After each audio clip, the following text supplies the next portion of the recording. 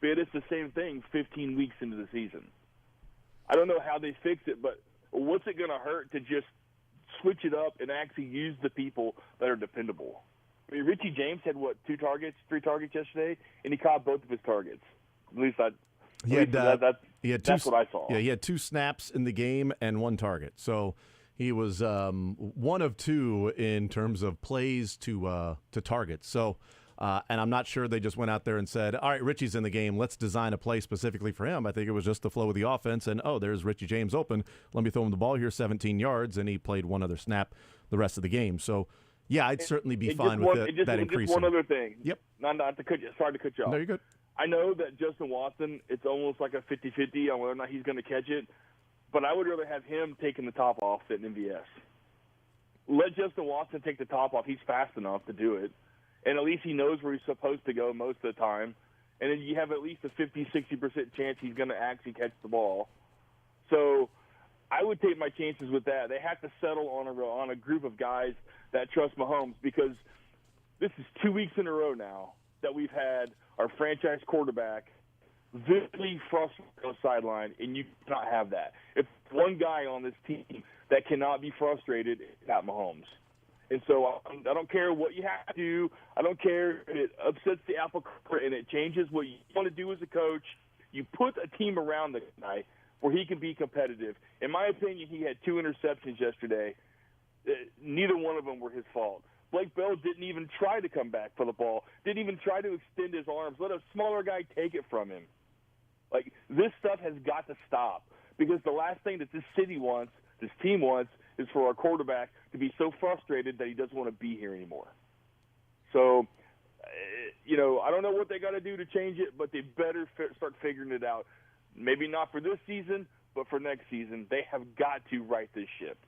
So that's all I got, guys. Thanks for the call. You have a good one. Travis, I appreciate it, man. 913-381-810. I get it. A lot of frustration going on with how this team has played offensively. And understandably, some of that frustration is pointed towards MVS, Sky Moore, Kadarius Toney, certainly Juwan Taylor as well. I think there are guys you can point to and say, all right, if you sit MVS, you get more reps for Justin Watson and play more of that. Okay. You sit Sky Moore, okay, then, Richie James. Or you sit Kadarius Toney, okay, more Richie James or Noah Gray. You sit Juwan Taylor, they're bringing in a guy that they went out and signed Juwan Taylor because they didn't want to play him in Lucas Niang. And I know the penalties have been an issue, and we've talked about this. False start, not great. They scored a touchdown on that particular drive. The player who's actually playing terribly right now, or just playing subpar, not up to his standard, has been Trey Smith. Yeah. And that's unfortunate. He's not having a good season, and he had a rough game against the Patriots. Juwan Taylor gave up a sack, not great, and a false start, not great. They overcame the false start. They scored a touchdown on that drive. But his sack and the 2 sacks that Trey Smith gave up all 3 of those were drive enders. So if you look at the 2 negatives for Juwan Taylor, 1 ended a drive, 1 did not. The couple of negatives for Trey Smith, both ended the drive. The right side of the offensive line is not playing up to the standard that they were hoping they would get when they spent that money on Juwan Taylor. I think it's going to be a net. You've already spent the money. Mm-hmm. So some of the frustration is how much you're paying him for how he's playing. But if Lucas Niang is making less money and playing worse, it doesn't make the offense better. It might just make your view of the offense in that particular position better, because you're going, well, Lucas Niang might be playing a little worse, but he's not making all that money. Yeah, but they need to worry about how well they play on the offensive line. And while I think Wanya Morris is just fine on the left side, if you were saying that, okay, sit Juwan Taylor for Wanya Morris because Donovan Smith is holding down the left side, all right, okay. Sure. Then we can start to talk. But with Wanya Morris playing the left tackle, and I think he should stay there playing left tackle, I don't think you want to see Lucas Niang playing right tackle. I also think that you've done an incredible thing of leading us up to the water of how much reputation matters the way that we talk about these guys. Because Kadarius Toney is going to be I'm sure we'll have plenty of time to talk about Kadarius Toney. But his reputation has led to a point where there is a thing you can see blinding red of what Kadarius Toney's been. Trey Smith, as you noted, another rough game in a rough season. I don't think one time on the postgame show this year we've gotten bench Trey Smith. And he would have a viable backup ready to go in Nick Allegretti. He's a starting caliber interior offensive lineman. Maybe he's on the wrong end of starting caliber, but he's a great third guard and backup center, interior, backup sixth man, whatever. Nobody's saying put Nick Allegretti in there because Trey Smith's reputation, his draft status, his salary are all that of kind of evening out those expectations some. It's an interesting way of just what we think about players, how it impacts the way we talk about them. But I'm perfectly fine with the other three, which MVS, Sky Moore, Kadarius Toney. Yeah. Less of those guys, and we'll get into that. Amos, next up on Sports Radio 810 WHB. Amos, go right ahead. What's on your mind, sir? Hey, what's up, guys? What's up? I don't know why Travis is getting so mad. This is all part of the script. So The NFL's written relax. This. Yeah. He's showing his acting chops. He's pretending to be mad. Everybody plays a role. Yeah. This is all part of the young and the restless, okay? We'll be fine. I'm taking a different look at the game. Was it pretty? No. But you know what? As long as they come out healthy and just keep snacking dubs, I'm perfectly fine. I'll take Patrick Mahomes to get to the field in any elimination game in the playoffs. Baltimore has flaws. Buffalo still has flaws. Nobody thought Dallas was going to win that game yesterday. I certainly didn't. I knew Buffalo's backs were against the wall, so I'm not worried about it. Let's get to Week 19, which will be the wild card, and let's put our chips in, see what happens. That's all we can do. There's no sense of bumping our head up against the wall. Have a good Christmas, guys. Amos, you too, man. 913-381-810, 913-912-4810. Let's take a timeout, come back. We will talk about Kadarius Toney. And also the fact that no smart people thought the Cowboys were going to win that game. Yeah, that was a surprise with the Raise the Roof being the Cowboys. I'm going to go wipe the Friday fourth hour podcast. I thought the Bills would win that game, and I heard that. I'm like, well, we don't have time to get into this discussion. He's raising the roof. We're moving on. We got cuts coming up next. Hey, listen, I paid the price, okay? I paid the price. It's all good. Literally. It's all good. And I want to give a big shout-out and a big kiss on the cheek to Andy Reid for taking knees. Thank you, sir. That was a very fine. You are a gentleman, a scholar, and one hell of a model American. So when somebody's got the alternate line of under 44 and a half. Oh, wow. And you took knees there. Unbelievable. I could have ran to Boston and given you a hug. We'll take a timeout, come back, and we'll talk to somebody who needs a hug or maybe just needs a benching. That comes up next.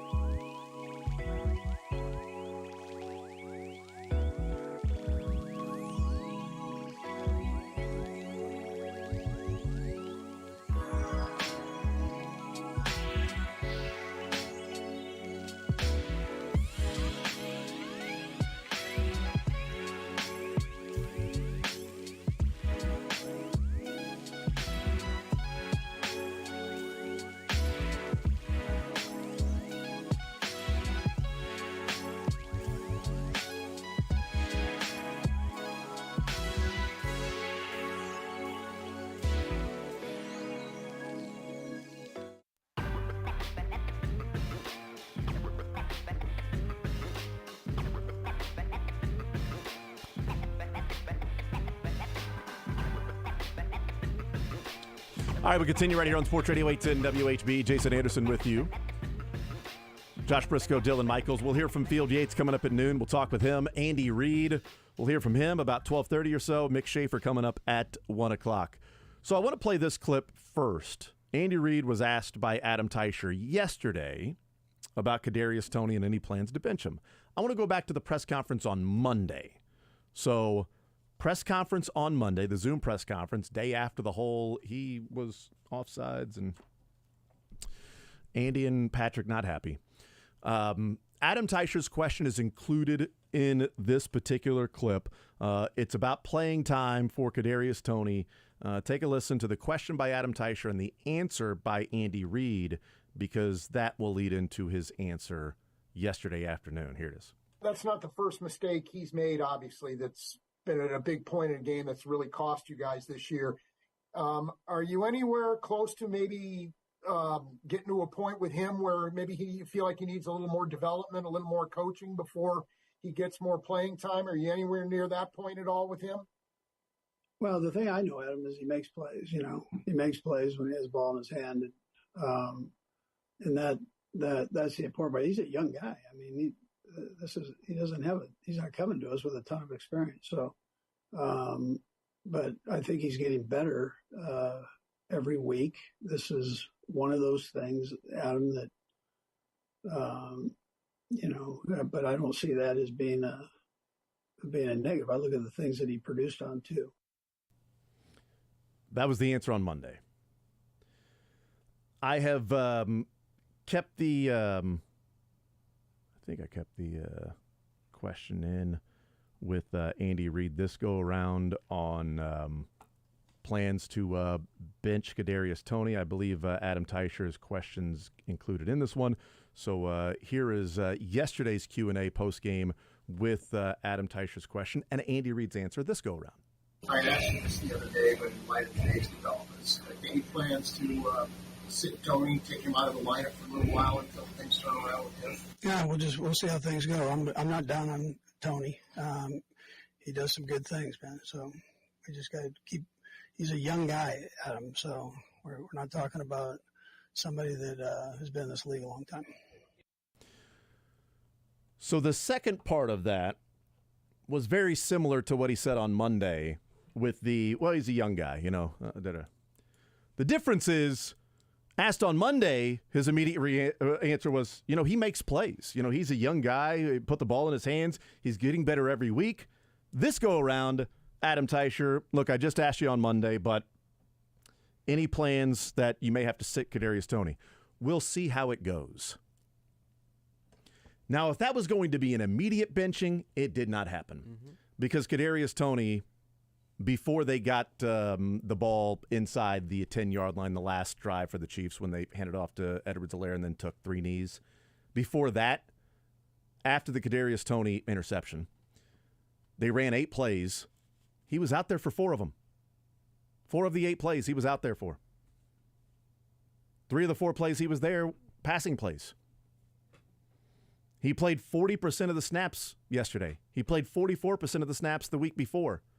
He played 50% of the snaps after the interception. So we'll see how it goes. I'm hoping that's a different tone now with the game plan moving forward and personnel and things like that as opposed to in the game. But it wasn't an immediate benching. He wasn't out there for the first play of the next drive. He was out there for the second play of the next drive, which, let me tell you, he came off the field and Andy Reid talked to him when he came off the field. I'd love to know what Andy Reid said. Me too. You know what I think Andy Reid said? Hey, dumbass, you were lined up offsides again! What in the actual hell? Get him off the mother bleeping field! He drops the ball for an interception. The next time out, Creed Humphrey has the ball on the 25-yard line. His stupid foot is on the 25-yard line. He cannot play for you anymore. Cut his ass. Cut him. He lines up offsides and costs you a game last week. Okay, blame the officials. He says it's bogus. He can't catch the football. It results in an interception and 7 points for the Broncos. The very next play, his foot is in the neutral zone. The football, the neutral zone. Creed Humphrey. I was making excuses and talking about, Creed Humphrey sort of pulls the ball back, because he puts it on the edge of where the ball is closest to the neutral zone, and so it's like vertical straight up, which was on the 25-yard line, which was where his foot was. The hell? Justin Watson was on the line of scrimmage as well, lined up with the guards. This dumbass is lined up with the center again. What did Andy Reid say to him coming off the field? I don't know. I would hope get your ass in the spot that it's supposed to be or sit on the bench.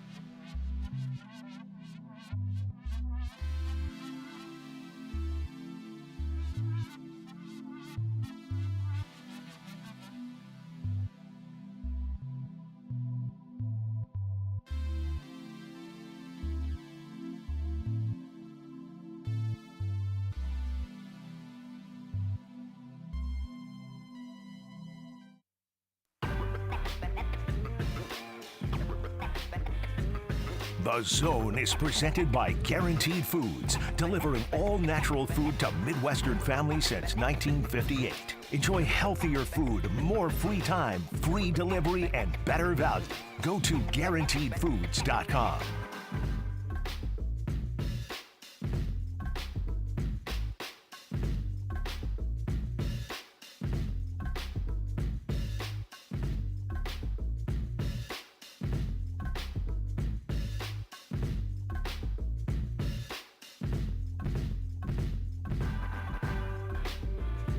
All right, I'm fine. I'm good. It's okay. I'm good. I understand. It's a really frustrating time. The Chiefs, they made excuses for him all last week. Yeah. And even if you don't think terribly highly of the coaching staff at its current form, even I think they probably did make it clear to Kadarius Toney this week that you should line up behind the football. I mean, it's confusing that a wide receiver can't catch the football as often as he can't. That's not even really the confusing part. That's more the frustrating part. It's confusing in that he comes back in the game after the ball bounces off his hands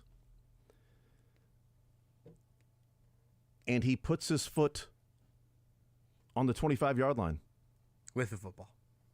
The football's touchback. It's at the 25-yard line. Yeah.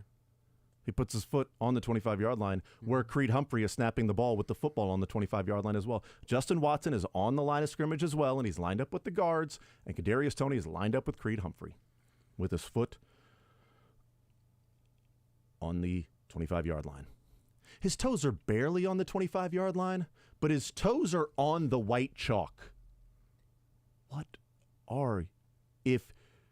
If you're that dumb, you can't be on the field. And that's more frustrating than the drops, right?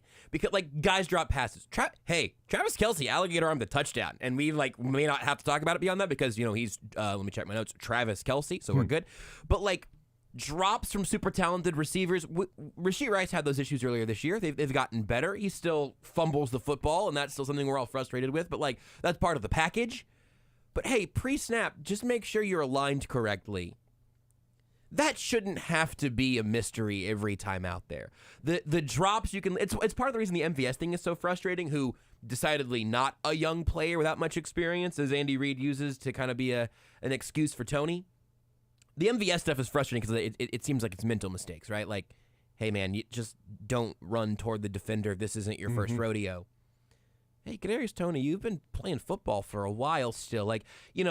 Next level NFL stuff, young guy still. I hear you. Lining up with your toe behind the football, not next level, not 401. This is not an advanced class. How is that still where you're at? I mean, if you can't trust him on the field to simply do the things that he's supposed to do, and I don't know how Patrick Mahomes ever trusts to throw him the ball in the middle of the field with him running that slant route that is now 2 different interceptions for Mahomes, that Kadarius Toney has done the same thing. And it's not like he's the only one that drops passes. Travis Kelce dropped a touchdown. They end up kicking a field goal, so that's 4 points. It's a 4-point drop. So it's happened to a lot of guys on this team. Not one wide receiver is immune from a drop pass this year. But when you read the lips of Patrick Mahomes, right? Yeah, I did my best. I saw a couple interpretations. I think I have my favorite. One of them was a GD. That was definitely there. And the other one was what? I just bleeping said that. That is also what I think is my favorite read of it. And then he sort of shakes his head, and then he doesn't. I just said, and then he stops. I just said, and then it's like, oh. I'm going to assume that in the huddle or right before they go out there, all right, we're up 17. Watch the ball in, protect the football. Let's keep this drive going. Do what you're supposed to do. Details. Let's go out there and end this game. First play slips through his hands, and he comes off the field cursing. I just bleeping said that. God, I hope this year they're following him around for quarterback again. That would be That just great. dawned on me because I was thinking, I really know exactly what it sounds like when Mahomes says GD. And I can hear it in my voice. Well, in his voice now. But that's because of quarterback. And man, I would watch a 50-episode arc of this Patrick Mahomes season. I think that the fact that his production crew was on last season's might bode well if you want him on this season. I'm holding out hope. Kind of the full swing method, hopefully, they do instead of new quarterbacks. Ooh, good point. Would love it. I'd be all for it. again, I'll keep watching the quarterback series, whoever is there. Certainly if Patrick Mahomes is a part of it, love to have, him be a part of it, and I would certainly watch even more of that. But in some way, this year would be a better TV show than even en route to a Super Bowl, right? Like, that was very cool. That was a great cinematic payoff. But, like, in terms of figuring out what's really going on, this is as interesting as a quarterback situation as there is in football right now. Yeah. And the quarterback is not the question. Yeah. And I know there's cap implications for just cutting Tony. I get it. I get it. Cut him as opposed to just, bench him. Switch him and Richie James. Right. Let Richie James run routes and let Kadarius Toney return punts. And by return punts, Jason, I mean watch punts go over his head. Yeah. But you know what? I mean, I'm fine with Richie James because he's catching the football. Yep. And, giving you, a fine punt return when it's there or just simply catching the football when it's not. The one thing Kadarius Toney has offered this team since he's been on the team has been his impressive punt returning skills. Yep. He's a really good punt returner. There's no questioning that. I mean, it's weird. Like, it's almost easier for him to catch a punt than it is for him to catch a football from Patrick Mahomes. And when he's got the ball in his hands on a punt return in space, the Eagles didn't want to keep punting it to Kadarius Toney. Yep. Because he almost broke it so many different times, and it was the punt last year, so they already had those visions in their head, nightmares of Kadarius Toney cutting back across the grain and then picking up that long punt return that set up the easy touchdown. I mean, he did that multiple times. He's very physical in punt returns. He breaks tackles all the time. That's his role on this team, is the punts that outkick the coverage, put Kadarius Toney back there, and return those. But Richie James is returning punts because they don't want to overuse Kadarius Toney because you're using him on offense so often. You don't need to use him on offense that often anymore. How does Patrick Mahomes trust him? Yeah, I don't know. It just, his reps, 44% last week was the highest of the season, and 40% this week was the now third highest of the season because he had a 42% earlier this year against the Broncos on Thursday night. But back-to-back 40%ers is that, that's his role now, going from 20% to 12% to 28 to 18, 44, and 40. Coinciding with Sky Moore, 57, 66, 35, 25. For those that's percentage. For those that want Sky Moore to sit, that's happening organically. And MVS, 53%, 49%, 33, 34. So maybe he's settling into that role. And, of course, Rashee Rice, the last 5 weeks, 57%, 67, 69, 85, 92. He sat for 5 plays in the game yesterday. He played 60 of 65 plays, 92% of the plays. That's happening, too. Yep. So he's playing a lot more. Sky Moore is playing less. MVS is playing less. Kadarius Toney is playing more. Justin Watson's playing more. Richie James is really not. But to Travis's point earlier in the show, I want to see more Noah Gray. Yep, me too. I want more Noah Gray. I want none Blake Bell. Yep. Every route Blake Bell runs is a waste. It's a waste of a player out there. The last 3 targets to Blake Bell have been a 7-yard catch fumble, an incomplete pass, and an interception. Those are the last 3 targets to Blake Bell. Why would you ever throw to Blake Bell? It's actually worse than Kadarius Toney's last 3 targets, I think. Surprising. 2 of the 3 have resulted in turnovers. It's very hard for you to have 3 targets your way and have 2 turnovers there. Now, I think one of those was a catch, was just an incomplete catch, or incomplete pass. I don't think it was a catch and fumble for Blake Bell when it was the 7-yard gain and they ruled it a catch and a fumble. Could have Mahomes thrown a better pass? Yeah, he could have. But it is the fact that he's throwing to Blake Bell. Yep. So there are still some things this team is working through, and that's unfortunate because they have played 14 games. They have 3 left to figure these things out. And I was hoping that the bench would be shortened, like a college basketball team by now. And maybe that's what they're doing with limiting Sky Moore's reps. MVS, fewer reps. Rashee Rice, a whole lot more. I think they viewed as Kadarius Toney as an answer. In the last couple of weeks, he's been a problem. He's taken 7 points off the board for the Chiefs and helped put 7 points on the board for the Patriots. Luckily, they ended up winning one of those games, so it didn't result in them going 0-2. But the juice right now is not worth the squeeze because Kadarius Toney, well, he's so good with the ball in his hands. Okay, the biggest play of the season is 18 yards. Like if he's had he's got a 35-yard gain and he's got this gain, he's got a 25-yarder and he's breaking all these tackles, like, yeah, he can make a guy or two miss. The problem is so many of his passes are underneath. And it's like, oh, he's making a guy miss here. Like Rashee Rice is getting the underneath passes. Yeah. And he's picking up 20-yard gains, 22-yard gains, 38-yard touchdown. Like, you go into a game and Rashee Rice's over-under on longest reception is in the 20s this year. Because he's getting those almost every game. He's getting a 20-yard reception almost every game. That's somebody who's, you put the ball in his hands and see what he can do, because the ball in his hands could result in a 20, a 25-yard gain, or a 38-yard touchdown, or a little pass to the outside against, I can't remember who the team was, when he sort of juked the linebacker and then beat him with speed to the side and then cut up and ran for another 30 yards or so. That's somebody with the ball in his hands that you just got to have out there in Rashee Rice. Kadarius Toney's, he's breaking a tackle. He's very quick and jitterbug, and he can, make a guy miss here, there, and he runs really physical. I will give him that. He runs really physical.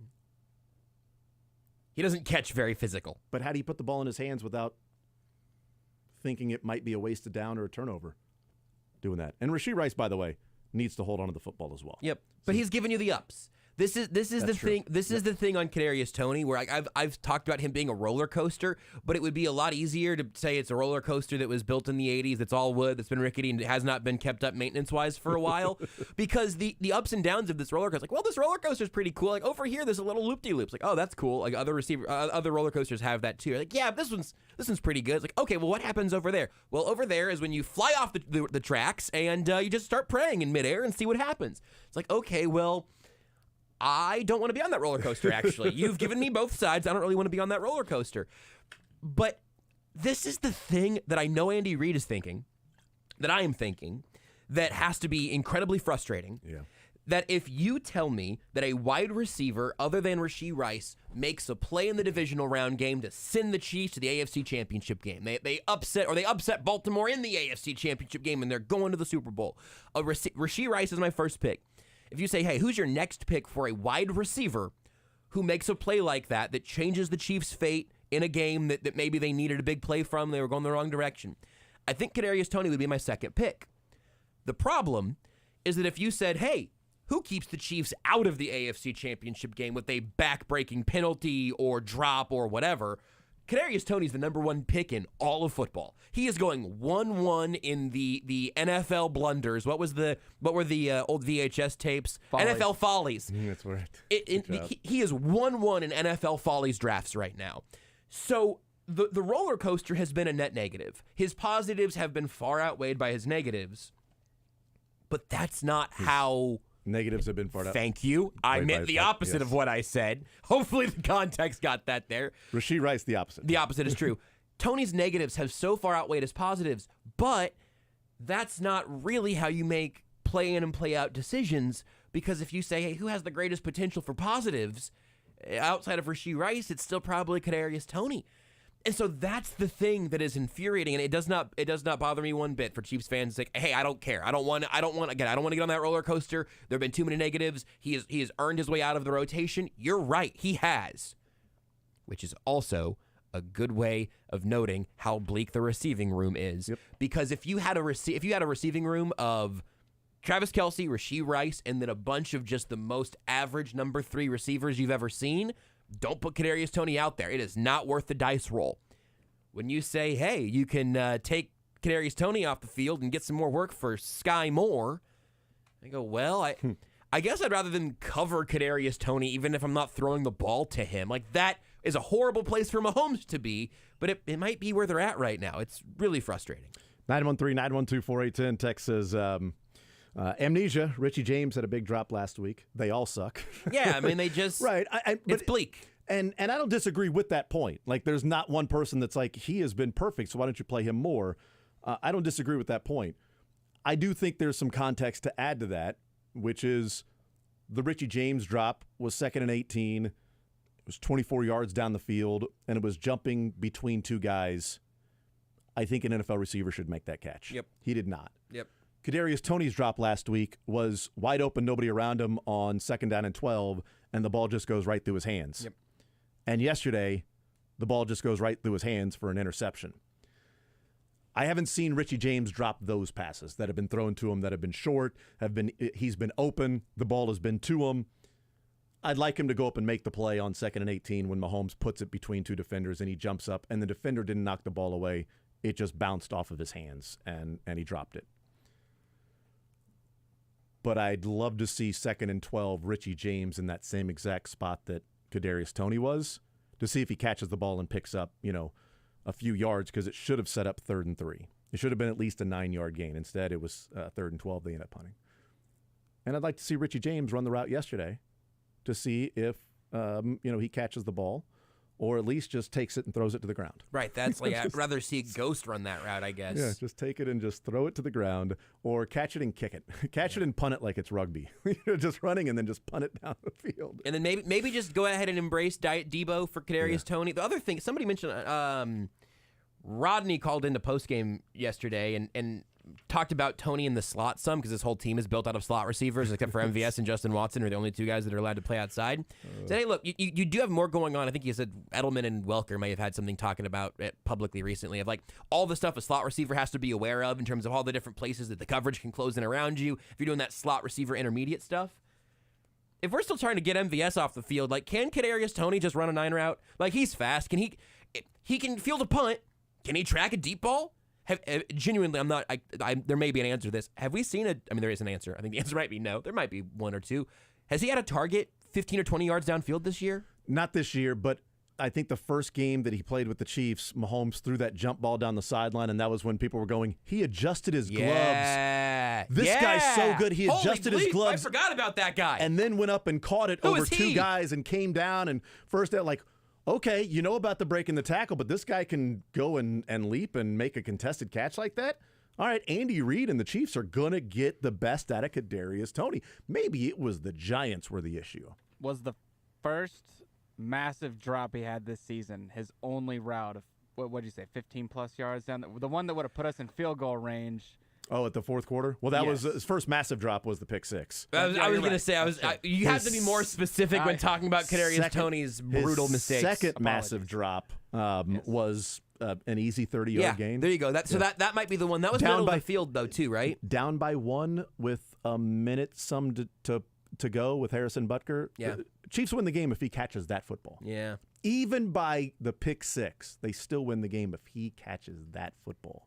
Because he still had room to turn and run. Yep. He would have got to like the 25-yard line, and we'd be talking about something different right now. But that wasn't the case, because that's what we're talking about right now. Yep. But yes, last year, there was the throw down the sideline where Mahomes was like, I'm going to let Toney go up and make a play. And he did.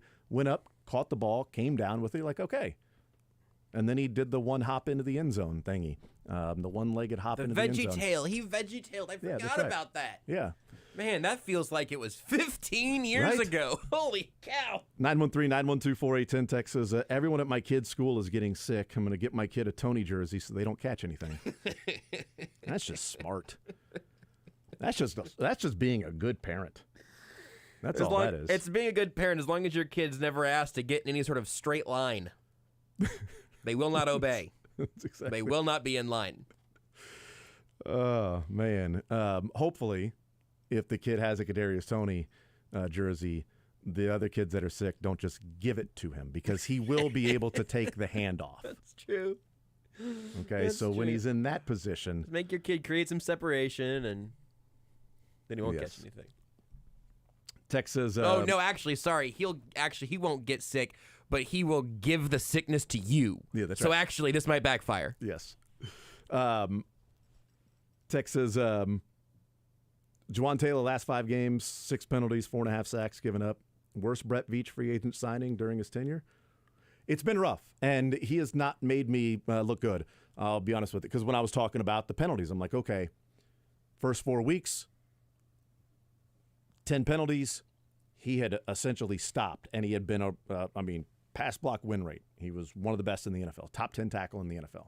It's like, all right, so what's the risk reward? What's the high and low? What's the balance, this weight scale of penalties, and then how good you've been in protecting the quarterback?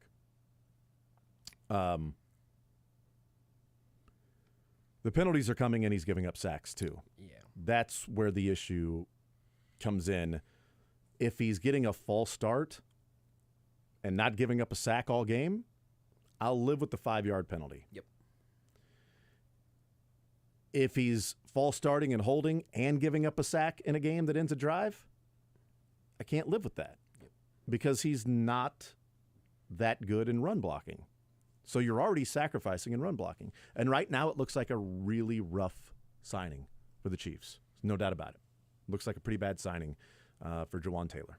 And you would say, okay, what would be better if you could go back and do it over again? I think if they knew Chris Jones was going to play for the same exact price or franchise tag number, or just not franchise tag number, but salary cap number that it was before the season started going into free agency, I wonder if the Chiefs, if they had a crystal ball and saw that that did not get done, if they would have said, we're just going to pay Andrew Wiley what we're going to pay him and spend that money on a wide receiver to come out and help Patrick Mahomes, as opposed to we're going to let Orlando Brown walk, we're going to take that money and give it to Jawan Taylor, and the money we save with Chris Jones, we're going to go get a wide receiver with that and bring in a DeAndre Hopkins. Well, now looking back, you can say Andrew Wiley for his price tag as opposed to Jawan Taylor, where would you spend that money? Difference is the salary cap for Jawan Taylor is not hitting this year. Yeah. He's getting $20 million per year in annual average value, but his cap hit is minimal. A little less than 6. Yeah, it's minimal this year. So it's not like he's taking a $20 million cap hit. So even if you say, okay, we'll take Jawan Taylor off this team, who you going and get? Well, if you take Jawan Taylor off the team and it's less than $6 million cap hit, you're still going to have some sort of a cap hit with Andrew Wiley. Let's say 2. It saves you $4 million. You ain't getting DeAndre Hopkins with $4 million or Odell Beckham Jr. Next year is when you can start to have that conversation of, okay, what about his $23 million cap hit? Almost 25, actually. Okay, what about his $25 million cap hit? Who would you rather have then, an Andrew Wiley or a Lucas Niang? And, just for the sake of the game here, Andrew Wiley's cap hit is $1.7 million less than Jawan Taylor's this year. In terms of this year's team structure, virtually couch cushion money. Right. And next year is when it's 24.75 each of the next 3 years with an out before 2026. So, yeah, I will say I will go ahead and predict this as a Brett Veach, Andy Reid like off-season, post-season press conference take that Teicher will ask something like Jawan Taylor, maybe it wasn't the exact performance you wanted out of him this year. What did you see from him? They're going to mention, and I think they may have a case. They're going to mention, well, his season started in an incredibly tumultuous way after he spent an entire offseason preparing to play a certain type of way and then was trying to adjust to that on the fly all year long. I think that's a very generous read, but I think it could be argued on some level, and that we're going to have an entire 2024 lead up of will Jawan Taylor take a step back up for the Chiefs? And I don't know where I'm betting there, but I bet that conversation ends up happening. So there are two things there. You said a step back up. Is he taking a step to be the backup or taking a step back up to being a worthwhile right tackle? Tex says, Sam Howell's been running for his damn life all year. No, I'm putting that evil on Mahomes. You're crazy. Yeah. Oh, I'm not advocating for Andrew Wiley for Jawan Taylor, because Jawan Taylor pass protection has still been much better than Andrew Wiley. The question was, okay, free agent signing, the money for Jawan Taylor versus the money for Andrew Wiley. But as I said, it's negligible this year. Next year will be the question of $25 million cap hit versus are you able to go out and get, or versus Chris Jones or L'Jarius Sneed. If you had Andrew Wiley at $4 million and L'Jarius Sneed, are you better than Jawan Taylor at right tackle and no L'Jarius Sneed? They're going to lose L'Jarius Sneed because they're paying Jawan Taylor. That one hurt, we'll actually. Find out. No, I mean, But if Jawan Taylor turns out next year is like, okay, what? I don't know what this guy has done in the offseason, but he's not picking up penalties. We'll see. I don't know that that's going to be, the case. I know that pass protection overall, he's better than what the Chiefs had at tackles the last couple of years. Yep. And Andrew Wiley and Orlando Brown, specific pass protection, which is what the Chiefs are paying for. They're paying to protect Patrick Mahomes. You aren't going to get – there aren't very many Trent Williams out there that is going to be a stud run blocker and pass blocker. Right. So sometimes you have to choose one or the other. You're going to be better at some – Creed Humphrey is a much better pass blocker than he is run blocker. He's still a dynamite center. He's one of the best pass blocking centers, interior offensive linemen in the league. There's a give and take. And for the Chiefs, they chose pass blocking. They chose tackles that can pass block better than run block. Orlando Brown was a better run blocker than he was a pass blocker, so they are choosing. Wanya Morris is a better run blocker than a pass blocker. He got beat pretty quickly on a sack in the game. That happens. I expect that to happen. Yep. I don't expect that to happen with Jawan Taylor. Okay, Jawan Taylor can't just get beat quickly around the edge, which he did on a sack. And I don't expect Trey Smith to get beat up the middle 3 different times, which, by the way, I'm only going to credit 2 of those for Trey Smith, because one of them, Clyde Edwards-Helaire was going out for a route and actually bumped into Trey Smith's hip, which then Trey Smith got off balance and then lost the block, and Barmore just went by him. And it's like, oh, my God, Christian Barmore just went by him. Like, well, Clyde Edwards-Helaire did set a pick. Yeah, he set a pick for him. I mean, it was a cut to the basket by Barmore, and he didn't do it on purpose, obviously, and Clyde Edwards-Helaire had a dynamite game. So I'm only going to give like 2 of those to Trey Smith. I think Trey Smith would have been able to hold his water a little bit longer if the bump to the hip doesn't happen with Clyde Edwards-Helaire. Those things happen. There's a lot going on there in the interior, okay? Right. So that's just one of those things that happens over the course of a game. And you're right. It's a give and a take, and the Chiefs have made their bets there, and for Jawan Taylor now, he's giving up pressures and taking penalties. So, I mean, it's just all part of the plan. But why am I in a worse mood after they won a game than I was last week? But there's a lot of time, though. There's a lot of time. I mean, look, and they actually could get out of it after next year. It would be a bigger dead cap hit, but it's movable. I mean, we'll see. They're going to be paying Joe Thuney $50 million until 2047, so. It would go a long way if Wanya Morris can be that left tackle. Yes, absolutely it would. And by the way, as a quick aside, and we'll take a break, come back, continue rolling, but as a quick aside, the Chiefs were trying to trade up in the draft in the first round to go and get one of the wide receivers. I'm hoping it was Zay Flowers. I'm praying that it wasn't for Quentin Johnston. But they traded up in the draft to get one of the wide receivers that started, ticking off the board at those 4 in a row from 31. I don't know what it would have taken to go from 31 to 22 or 23.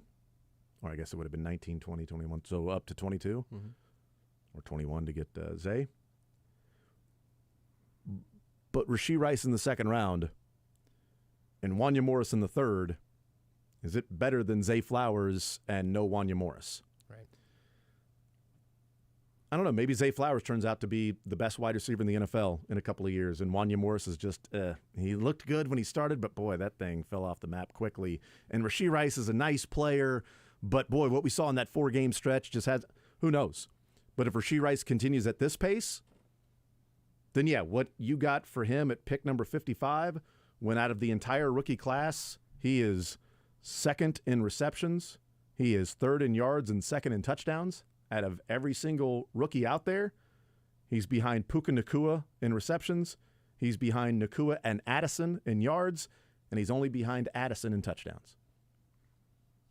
At pick number 55. For an offense that is struggling to score and pass the ball and guys that can't rely on, and you've got Kelsey and nobody else, and this guy is a rookie, is the only one of the 3 that ranks, the only player out of all the rookie class that ranks in the top 3 of receptions, yards, and touchdowns out of all the rookies this year. Just in the moment of December 2023, this team is better with Rashee Rice and Wanya Morris than it would be with Zay Flowers and Lucas Niang at left tackle. I mean, in this snapshot. Yeah. Now, you would actually have sent that first-round pick and one of those other things, and now you're taking Flowers, and maybe it's a tackle, and you don't have any new defensive end coming in. Obviously, Felix hasn't really contributed this year. Or if you say, okay, so you traded it from 31 up to 20, whatever, and you got Zay Flowers, And then at number 55, since you had your second rounder and you don't have your third rounder, then you took Wanya Morris. Sure. So are you better with FAU, Rashee Rice, and Wanya Morris, or Zay Flowers and Wanya Morris? Right. That depends on Felix Anudike-Uzomah. Right. And that draft pick appears to have never really been for this season anyway, so patience again and all of that. We'll find Annoying out stuff. what that means. We'll take a timeout. We'll come back. Continue rolling. More Zone next.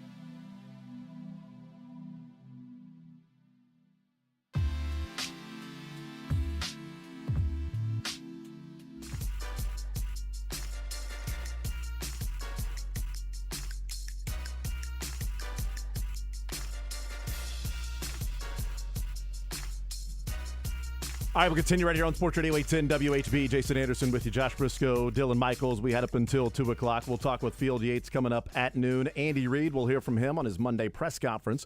Coming up about 12:30 or so. Mick Schaefer, 1 o'clock. Learn, funniest, best. All still to come here on Sports Radio 810 WHB on a Monday. You know what? Let's hear from Clyde Edwards-Helaire. A positive from the game yesterday. He talks about the touchdown route and just how high he was able to get for that leaping grab in the back of the end zone.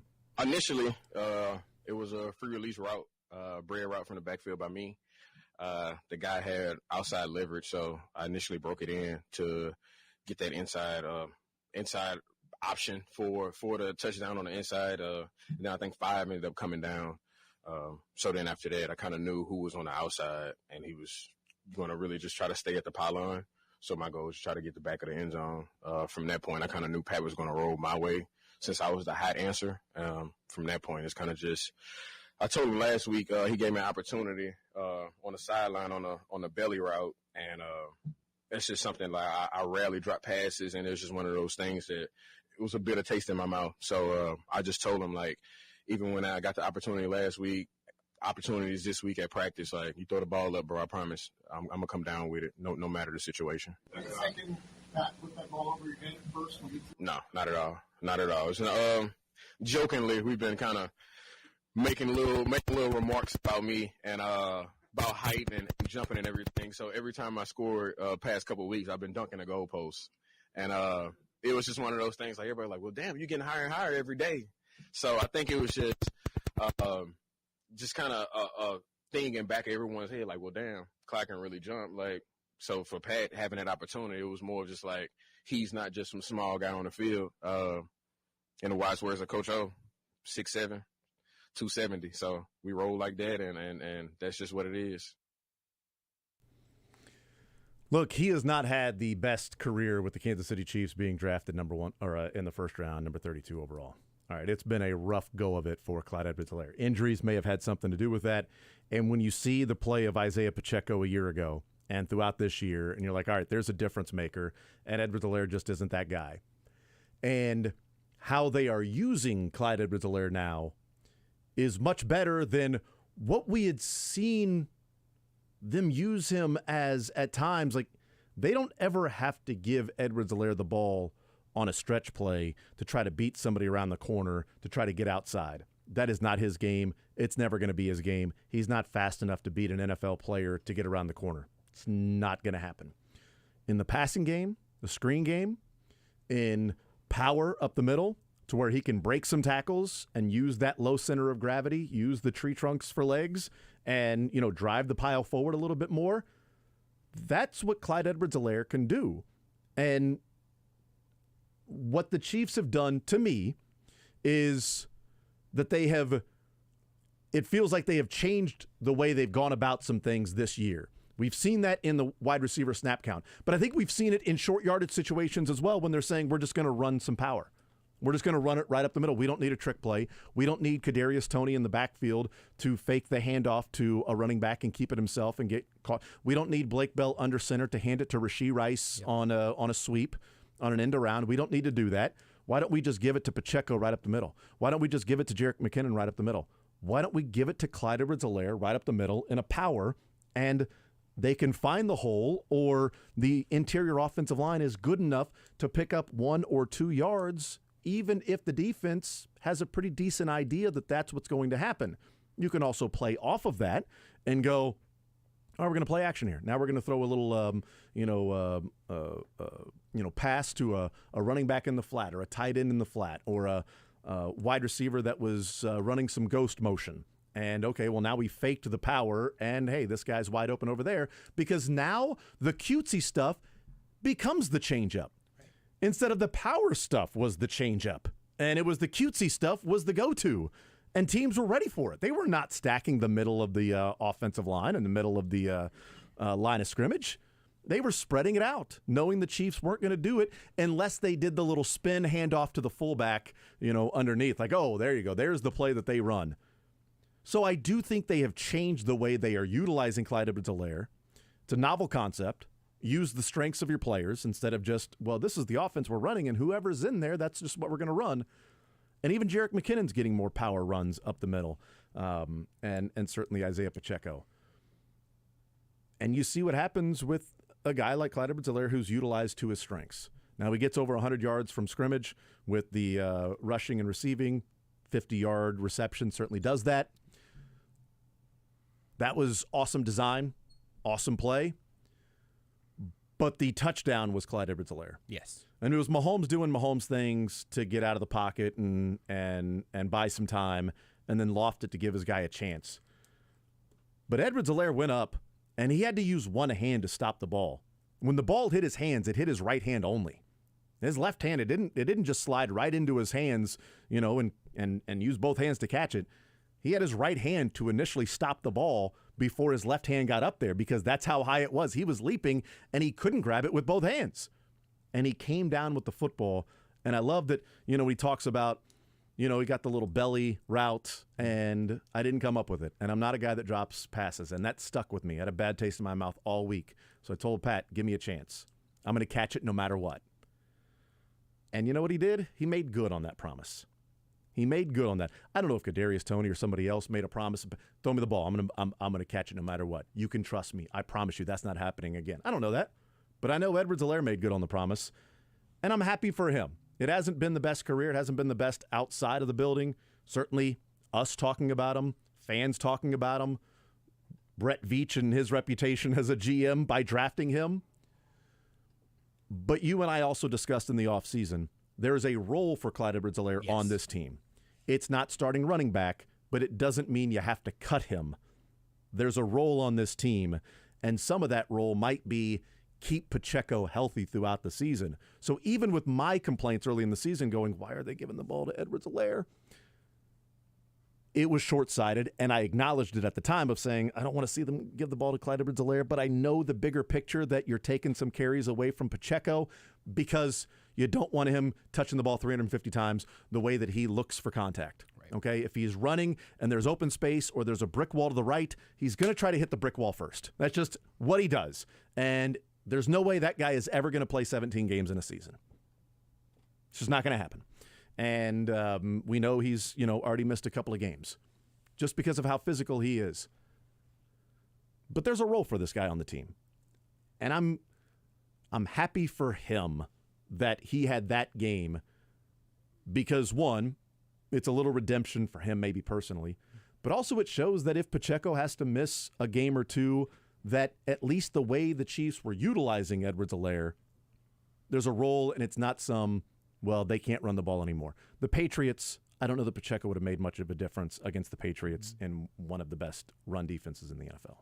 And that all still kind of in some ways, maybe I'm just like seeing the answers I want to see here. But on some level, it's another example of how running games are not made by the running back. The running back accentuates the running game. And the Chiefs sticking with some of the more power stuff they've been running with Pacheco being the featured player, the fact that a bunch of that and that an immaculately blocked play works just as well for Clyde as it would for Pacheco in that spot is really encouraging because I think it shows that it's sticky. Like that is legitimate progress when the entire running game improves and it's not just Isaiah Pacheco hitting the turbo button that only he has, right? Amongst this group of guys. That's all part of it. You're absolutely right to find a way for us to pat ourselves on the back about the preseason Clyde takes. Absolutely, because the idea that, again, it was like, just cut him was always silly because the Chiefs wanted a guy who, wait for it, knew the offense and not just knew the playbook. This is the thing from Clyde yesterday that stands out to me. Clyde understands the offense. He understands the rules behind it, the logic of it, and the idea of if I'm standing right here and Patrick Mahomes throws this ball way up, I got a chance to climb the ladder. I know that at all times, this play could end up coming to me if it's the design of the play, if it's a breakdown, if it's Mahomes making something magical happen, whatever. And I've been working all week on dunking over the crossbar to make sure that Pat knows I've still got this air under my shoes when I go up for it. Like, that's all fantastic. His actual game running the football was unspectacular. Most of those yards, like you said, came in the passing game, and that touchdown is a player making a play. And for the way we've used this word this entire season, it really should carry some weight with Clyde. Mahomes trusted him to go up and make a play there. Now, he put it in a spot where it was pretty low risk, unless maybe if it was Kadarius Toney, maybe he goes up and bats the ball up in play and then it just sort of flutters, just kind of volleyball it a few times until the defender catches it. I don't put it past him. I don't either. But Mahomes puts the ball there and Clyde makes the ladder climbing type of play that I frankly did not expect to see him ever making, and getting a real amount of distance vertically there. And again, letting the offense continue to look like the offense in the ways that it's been okay this year. It didn't look like they were desperately missing Pacheco, despite the fact that the running game again wasn't that efficient. Yeah, I wonder if Pacheco changes that much in that matchup either. I kind of doubt it by more than just a little bit of the margin. So great to see him get a game like that, and then also maybe something that he can be passing around on some VHS tapes to opposing teams this offseason, trying to say, hey, look, here's the role I can be in. And frankly, maybe the Chiefs end up being a team that says, hey, there's a role for you here. We're just going to keep evolving this. But Pacheco's the best running back on this team, but the offense wasn't completely lost without him, and that matters. We'll take a timeout. We'll come back. We'll continue rolling. We'll put into perspective across the league what Rashee Rice has done the last 4 weeks in perspective over the course of the season. We'll take a timeout. We'll come back. More Zone next.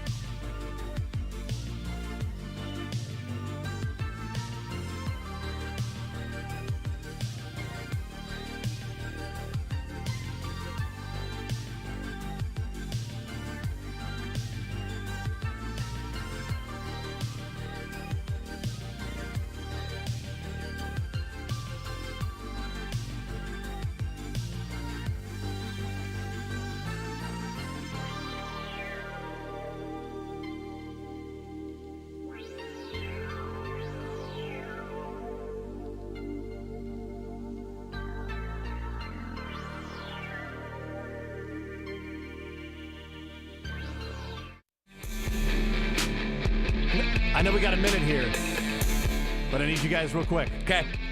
Rashee Rice over the last 4 weeks, 32 receptions, 334 yards, and 3 touchdowns. I lowered it to just 30 receptions, 300 yards, and 3 touchdowns over any 4-week span this season. 8 receivers besides Rashee Rice have done that. Wow. Go. Justin Jefferson. 1. Jamar Chase. 2. Did Jordan Addison also do it? Nope. Darn. A.J. Brown. Dylan? Garrett Wilson. No Garrett Wilson, but A.J. Brown. Wide receivers only? Yep. A lot of good DeAndre Hopkins. No. Really? A lot of good wide receivers out there. 30. Debo? All right. No. Keenan Allen. Stephon Ayuk? Diggs. Devontae Adams. Tyreek Hill. Oh, yeah, Tyreek CeeDee Hill. Lamb. Rashee Rice. Did we guess Tyreek Hill yet? Nope.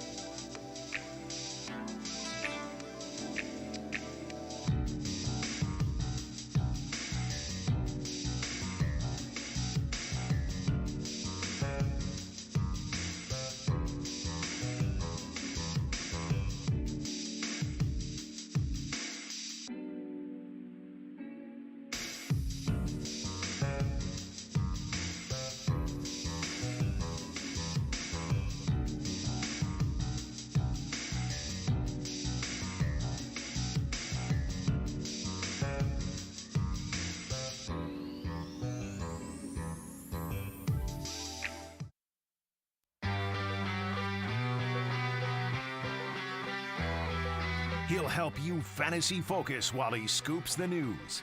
He's on TV more often than he's in bed. He'll break down the NFL without a single hair ever out of place. It's Field Yates of ESPN. Now in the zone with Jason Anderson on Sports Radio 810 WHB.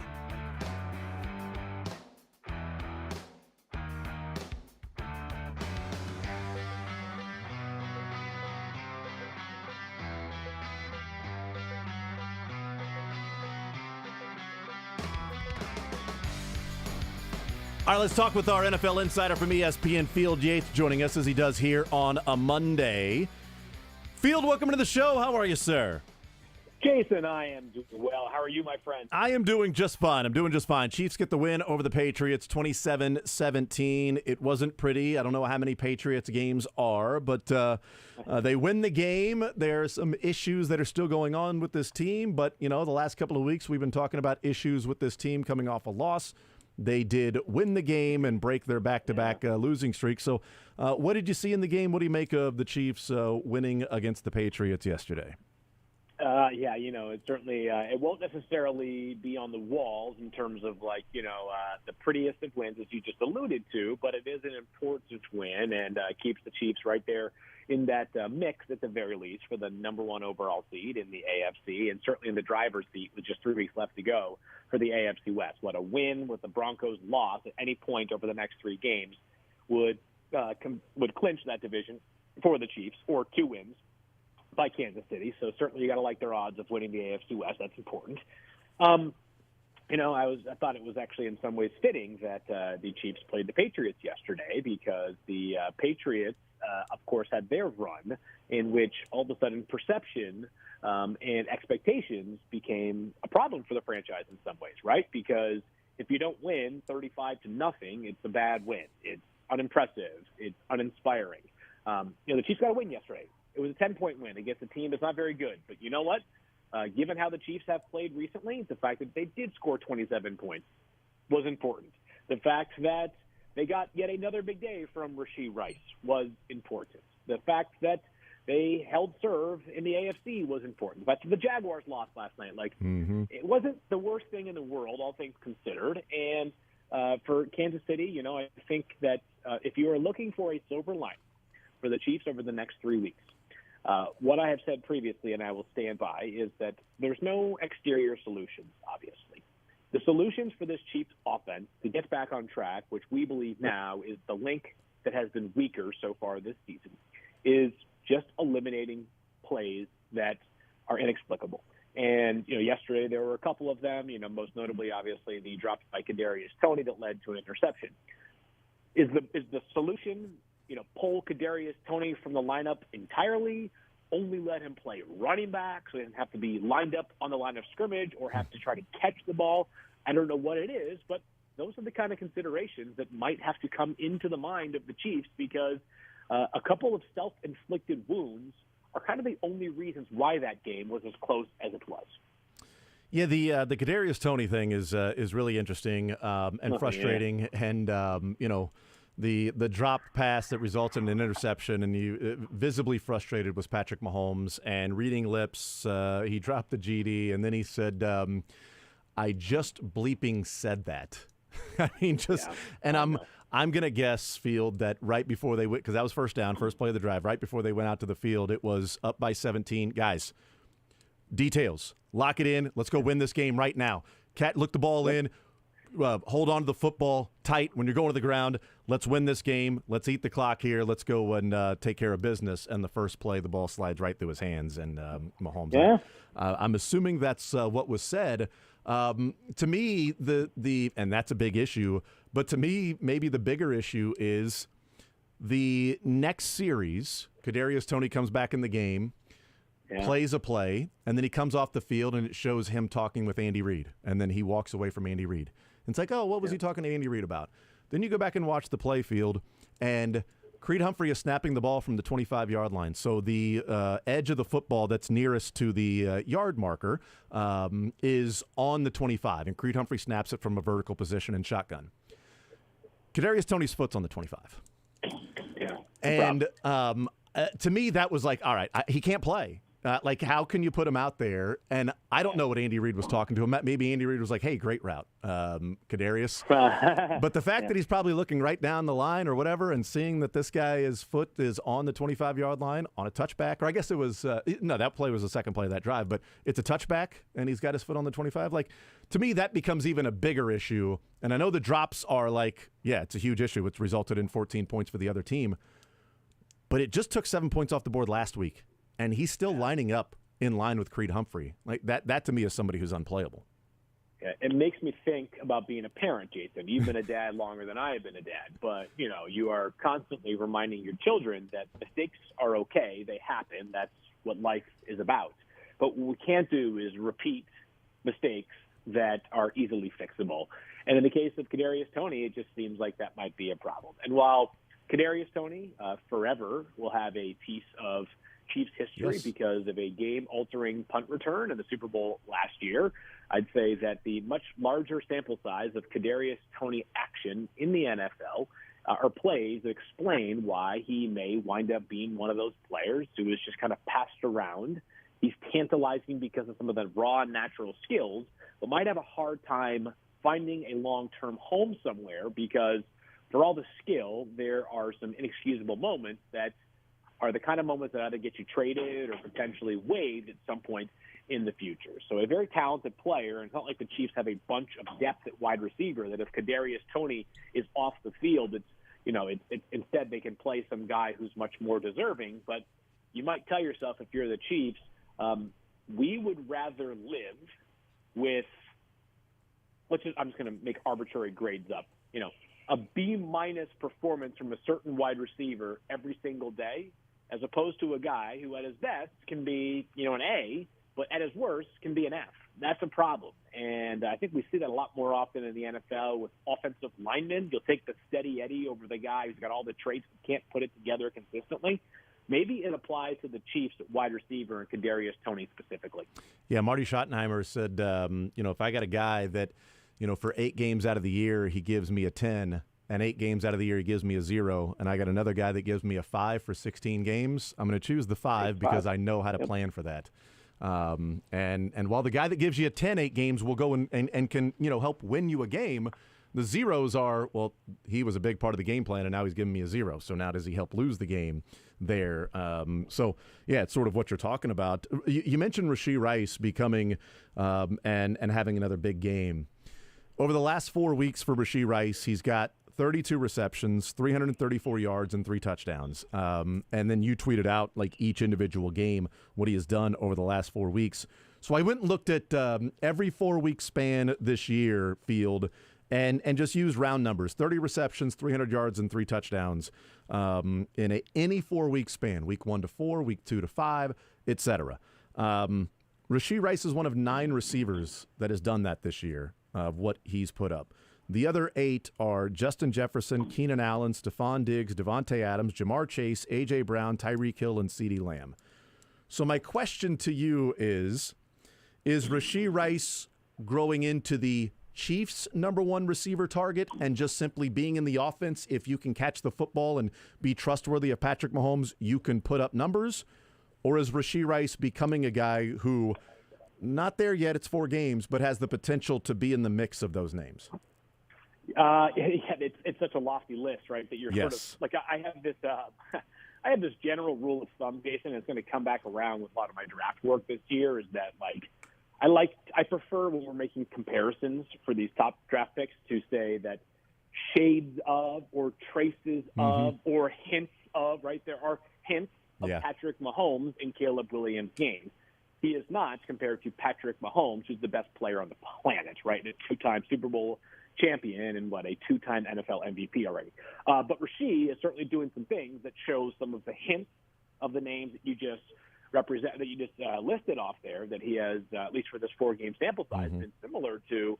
And, for all the things that fans are frustrated about with the Chiefs wide receiver room right now, this was a bona fide major hit because it was not just a second-round pick, it was a second-round pick they traded up in the order to take Rashee Rice with. And, I think that for so long, Jason, one thing that I thought was part of the secret sauce of the Chiefs and I always think it's way too simple to just say Patrick Mahomes because there's lots that goes into it. But I felt like where the Chiefs were so lethal for so long are plays in which the offensive line holds up good enough.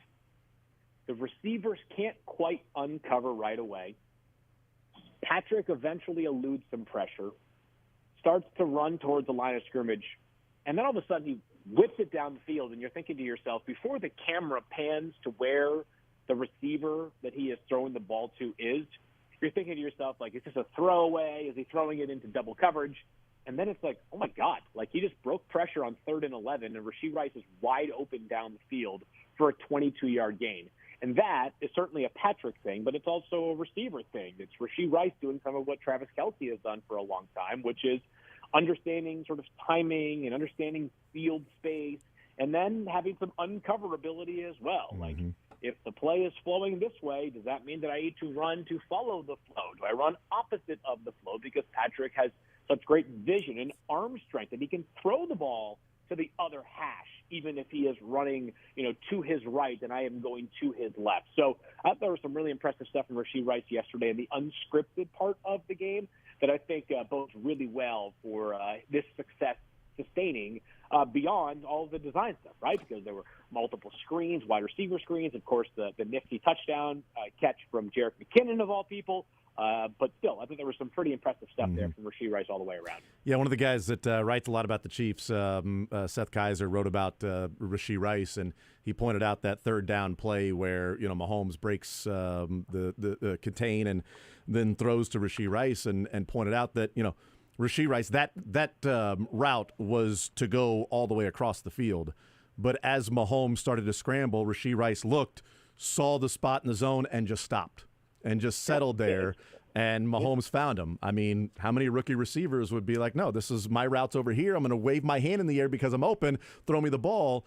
But he sees the linebacker in front of him start to go up to Kelce, so he just stops and sits there, and it's a first down. And that's what Andy Reid had said a couple of weeks ago, becoming more Patrick-friendly. Yeah, and Travis, and we've heard, I feel like, when you've had this long run of success, there have been a variety of different places that I've heard about Patrick and Travis talking about, successful plays. And some of it is, whether it's like, NFL Rewind, whether it's like, NFL Films capturing audio on the field, whether it's Manning cast appearances or podcast appearances, you name it. A lot of it's like, Travis just kind of knows that, like, even if the play is designed to run a post, if he gets to the point where his route's supposed to break off, he might just, bend it in and basically run a deep dig or come back to the ball because he's got two defenders that are hovering over the top of him. And, that's part of the game with Patrick Mahomes because he has an ability and a constant desire to prolong plays for as long as possible. The NFL is not designed to hold up for, 7 seconds in coverage. It just isn't, right? The rules are so favorable to the offense that you have some backyard football in you, like Rashee Rice is showing, that you've got a real chance to become a factor. And it can't be overstated. He has become a rock star for the Chiefs offense. Field Yates is our guest from ESPN NFL Insider. The Buffalo Bills destroyed the Cowboys yesterday, 31-10. Nationally, a lot of talk about the Cowboys because that's that makes sense because the Cowboys. Around here, it's about the Buffalo Bills because of a team you probably don't want to face off against in the playoffs, and they were on the brink of elimination, and the Chiefs couldn't, maybe deliver that final punch. The game yesterday, for you personally, looking at it. Was that a game more about, okay, Buffalo is announcing themselves that, hey, we are not dead. We are here, and we're going to be someone to contend with? Or is that about Dallas that maybe some paper champions at times, and if they're outside of Dallas, they have no chance of making a longer run? To me, more about Buffalo. And, for the NFL's purposes, I got to figure they are very much hoping. They would never admit it as much, obviously, but they must be hoping that in the AFC, Buffalo finds its way into the playoffs, which, obviously there's 3 weeks left, but right now they do not own one of the 3 wild card spots. It instead would be the Bengals, Colts, and Texans, who all have a tiebreaker over Buffalo. They must be. I believe that's because of conference record. Yeah, right Texans now, at conference win percentage. Yeah. Okay, so I have to go comb through those a lot closer over the next few weeks here. But I mean, you just got to figure that, like, if it's Miami Buffalo in round 1 or Kansas City Buffalo in round 1, I'm sure Chiefs fans would not want that. But that's no question that would be a tough draw for Kansas City. This to me was about Buffalo, though. And, defensively, they're still going to be a work in progress. But a game like yesterday could certainly build some confidence. They've had so many injuries on that side of the ball, and, they're thin in secondary now. And, the pass rush has been impacted by injuries as well. Von Miller, who obviously is dealing with some legal issues right now, has been a virtual non-factor. AJ FNS has been a good player for them, has been banged up. But, yeah, that team has the goods. And it felt weird to feel this way, but I think I felt during this season that Buffalo's best is still, amongst the, 5 or 8 best teams in the NFL. As we know with football, though, and as the Bills showed us time and again, is that, like, you're not guaranteed your best, right? You're, as a matter of fact, rarely guaranteed your very best. And it's going to take probably at least 2 more wins for the Bills to get into the playoffs. They draw Miami in Week 18, a game that, we always start to take take a look at that potential Week 18 flex game. Buffalo-Miami certainly could have some allure there because both very likely will have something at stake. But Buffalo needs to take care of business this week, and then I certainly like their chances against the Patriots the following week. But this team at its best is very good. Dallas obviously has a lot of questions to answer on the road, Jason, but I also think that when you play really good football for a long period of time like Dallas did, like, you're going to have some flubs along the way. I'm not sure to take them off the hook, but sometimes in the game of football, as the 49ers, who have been excellent this year, showed us, like, sometimes you just kind of hit the skid. And the team that doesn't wins the Super Bowl once we get to the postseason. But a lot of times it's not a loss is not always reflective of how that team would perform in a 7-game series, so to speak. Yeah, that Week 18, if Buffalo beats the Chargers and the Patriots the next 2 weeks, and Miami just loses one of either the Dallas Cowboys or on the road at Baltimore, Week 18 would be for the division. Yeah. Jason, let me go ahead and say that one is that's my bet for Week 18. Yeah. That's my bet for the Week 18 primetime. Yeah, that seems like the most likely of scenarios, that Miami drops one of the next 2 and Buffalo wins the next 2, and then that will be in Miami that would be a whole lot of fun. And who knows, maybe the loser is eliminated from the playoffs. I mean, I don't know. Oh, my God. I did not think of it that way. But, I guess it's not totally implausible, right? Yeah. I mean, shoot, if Miami loses their next 2, you would be nervous. And those are they're very good. They're very good teams they're playing. I mean, Buffalo, obviously, the only reason why I mentioned Miami first, Jason, is because we've been talking about Buffalo missing the playoffs for like a month now. But the idea of Miami missing the playoffs has been borderline unfathomable. But, Cleveland kind of just like finding a way perpetually. And if you get, oh, God, I mean, it still feels like a long shot. Yeah, I think it'd be a long shot. But it would be wild, that's for sure. Yeah, absolutely. Yeah. Field Yates from ESPN, our NFL Insider. Field, you're the man. Appreciate it as always, sir. Hey, happy holidays to you and yours. We will talk next week after Christmas. We will talk to you guys at some point next week. And Chiefs Christmas game. Do you have to work at Christmas as a result of that? Or? No, I mean, I'm working just by watching the game. That's about it, and just taking notes. But I don't know. I haven't decided. Am I going to watch the regular broadcast or the Nickelodeon Slime? Okay, that sounds good. I know which broadcast my kids will be watching, but I get the sense on that one as well. I'll be watching. Very cool. Yeah, Field, you're the man. Appreciate it, sir. Take care, sir. Absolutely. There's Field Yates from ESPN, NFL Insider. Rashee Rice becoming a bona fide target for Patrick Mahomes has been a huge development this year. And the Bills sneaking out of Kansas City with a win by mere inches. And then just thumping the Dallas Cowboys. And that seems like if you were going to place money on the most likely outcome, wouldn't the most likely outcome be that Buffalo beats the Chargers and then the Patriots at home and Miami loses either of the Cowboys at home or at Baltimore? And if those things happen, Week 18 is for the division because Buffalo would already have the tiebreaker over Miami in the head-to-head win. So a win would tie the record, and they would have beaten Miami twice. A loss would be a different record, and Miami would have a better record, and they would win the division. I doubt it would be for 1 wins, and if you lose, you're out of the playoffs. That might be Buffalo at that time. If Buffalo is sitting at 10-6, that might be one. If they lose to Miami, then it might be an eliminator at that point, depending on different. Because again, Colts and Texans are ahead of the Bills by conference win percentage. You'd have to get into that whole thing of conference win percentage. And I guess the Jags would also be ahead of them in conference win percentage if the Jags end up being a wild card team. They're 6-5 in the conference, the Bills being 4-5 in the conference because the entire AFC South is, checks notes, the AFC South. The Jags would have the head-to-head over them, too, because they lost to the Jags. That's true. So the Jags would have that going in their favor. The Bengals would have the head-to-head over Buffalo as well. It's December 18th. The Broncos would have the head-to-head over Buffalo. There are 2 teams in the AFC with double-digit wins. And 1 with double-digit losses. There you go. How about that? There's your stat of the day.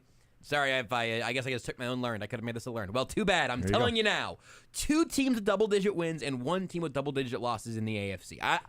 This late in the season, I would be surprised if we've ever seen anything quite like that. 14 games in. Crazy. The Broncos, Bengals, and Jags all hold the tiebreaker over Buffalo for a wild card. And the Broncos are 1 game behind the Bills.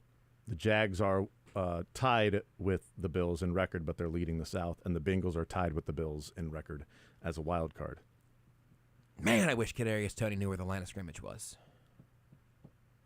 Or learned to know where the line of scrimmage was. Maybe if, let's just say, like the next week, he was able to line up with the guards and not lined up with Creed Humphrey. But the Bills just don't come out that way against Dallas if their season's basically over. And they were about 4 inches from the season being kinda actually over. Even if they would have thumped the Cowboys the exact same way they did. They'd be 7-7 right now. They'd be 7-7 in a conference where everyone is 7-7 or a game above, essentially. They'd be 7-7 and a full game. Not just like, oh, they're 8-6 and they're tied with 4 other teams that are all 8-6. They'd be 7-7 and a game behind the Texans, Colts, Bengals, and Jags. Yep.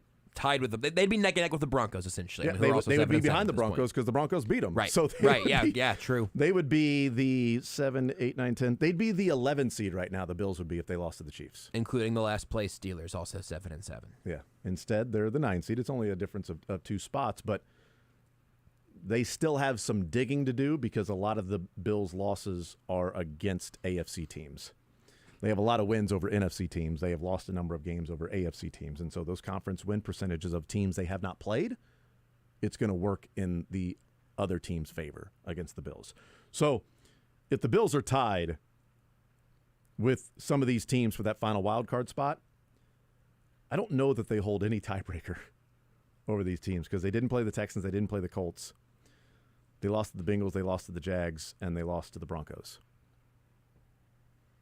And they don't play another wild card type team the rest of the way. Chargers and Patriots are out of the playoffs. And then you got the Dolphins. So if they were to lose to the Dolphins at the end of the season, they need to go 3-0 to make sure that they're in the playoffs. Right. If they go 2-1, it puts them at 10-7. I'd say they got a pretty good chance of being in the playoffs at 10-7. 1-2, they're out. Like I mean. Somebody from the South has to run into 2 more wins, right? But like 9-8 and not holding the tiebreaker over them. It's like, well, right. Yeah, 9-win team is going to get into the playoffs. Yes, but the Bills don't hold tiebreakers over these other teams. And 1 more loss would mean that it's another AFC conference loss. Or 2 more losses would be 2 more AFC conference losses, which would continue to hurt your conference record. And you don't hold head-to-head over the other teams that would be right there in the wild card. The Bills have to finish a game ahead of the other wild card teams to make the playoffs. That's the hole they are still digging out of with that overtime loss to Philadelphia. But they have shown they're good enough. And one of the things I was going to ask Field Yates, and maybe I'll ask Cynthia Freeland on Wednesday, and that's just the concerted effort and focus on we're going to run the football. It seemed like Ken Dorsey was hey, Josh Allen's going to pass the ball 35, 40 times. Now, what do you have, 94 yards passing yesterday? What did Josh Allen end with? yesterday's game. He was 7 of 15 for 94 and a touchdown. They put up 31 points on the Cowboys. He threw the ball 15 times and only picked up 24 yards rushing. If you told me going into that game that Josh Allen was going to have 94 yards passing and 24 yards rushing, give me the Cowboys big in that one. If you would have told me that James Cook was going to average 7 yards a carry and that Ty Johnson would average 6, I probably wouldn't have bet on the Cowboys. Right, yes.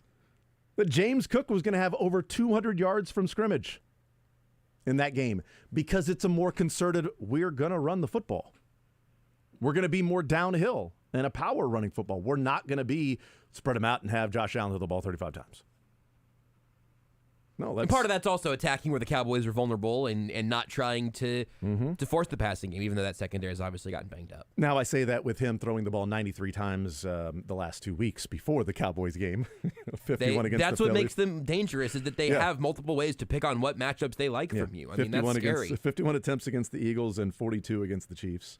And then 15 against the Cowboys. Weather may have dictated that a little bit more. When did Ken Dorsey get fired?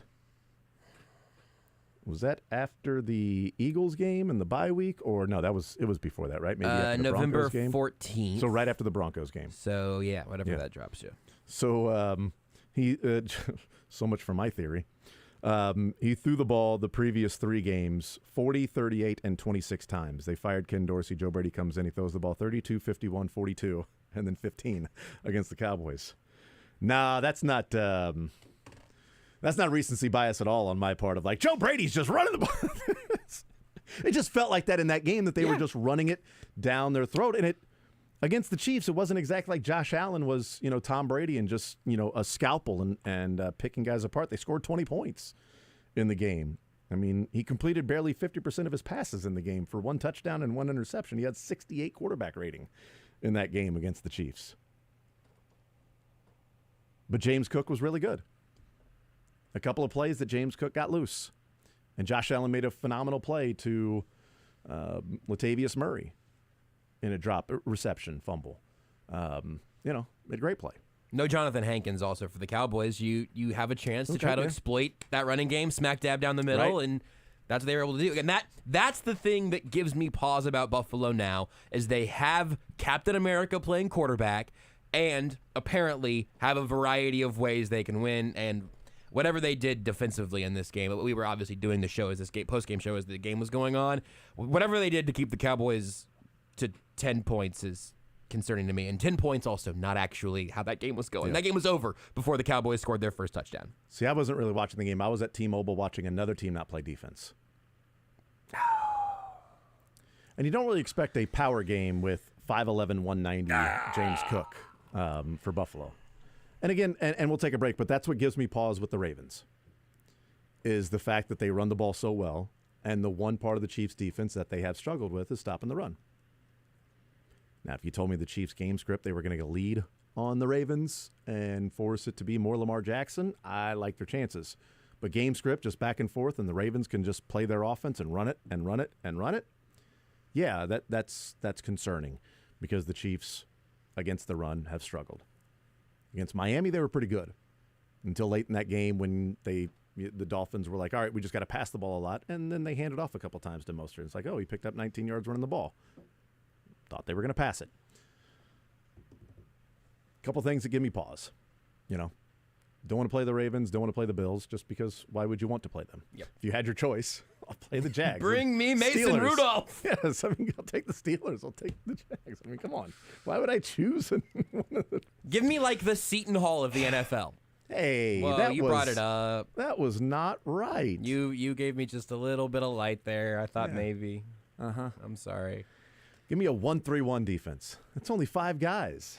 It felt like there were 2 guys on defense out there. I saw after the game, Dennis Gates said you just can't beat a team that's shooting that well. And I guess you're right, man. They just just literally. I think he said it was impossible. It's impossible to win a game when they're shooting that one. Yeah. That was weirdly. I thought it was a weird place to decide that impossible was the word to use. But they shot very well. The follow up to that would be guarding the guy shooting it. Because you get to would play. Help. Do you get to play defense? So many wide open threes. I'm pretty sure college players on scholarship wide open shots, the percentage is not like 35, 40%. Okay? That percentage is much higher on wide open, unguarded threes. Well, and look, what did you want Mizzou to do? Shoot 50% from three by themselves? No way they would do that. 12 of 24, carry the one. How would you look at that? They made it close, though. They fought back there at the end. Absolutely. Shocker, you put in Aiden Shaw back in the game, and all of a sudden you're getting some turnovers, you're running the floor. They can't get a defensive rebound. He was over there on the bench just watching. Aiden Shaw, well, he's probably tired. Offensive rebound, Seton Hall. Offensive rebound, Seton Hall. There's Aiden Shaw getting some more water. Down by 15. Aiden, go in there. Steal, defensive rebound, kick out, steal, block shot, rebound. Weird. Oh, well. We'll take a timeout. We'll come back. Continue rolling. I don't think Kadarius Toney should have played in a Missouri Tiger uniform yesterday. That was a rough one. You knew they were going to drop the ball against the Seton Hall at home.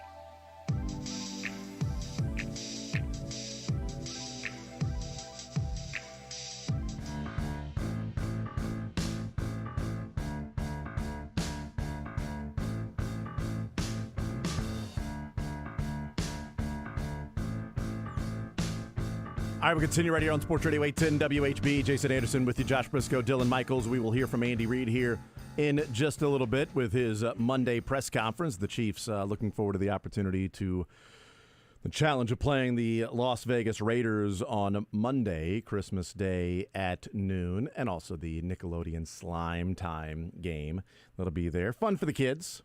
And Josh. Can't wait. As you're getting ready for postgame on... Will you be watching the CBS or will you be watching the Slime Time? I'll definitely watch the All-22 in the Slime Time. Makes I just sense. want to make sure I can really get an understanding of how the slime on the field is affecting the play. I have to imagine it's a little extra slippery out there. Maybe that was the problem in the Super Bowl. The Eagles weren't ready for a Slime Time Super Bowl. That's what it is. That had to be the case.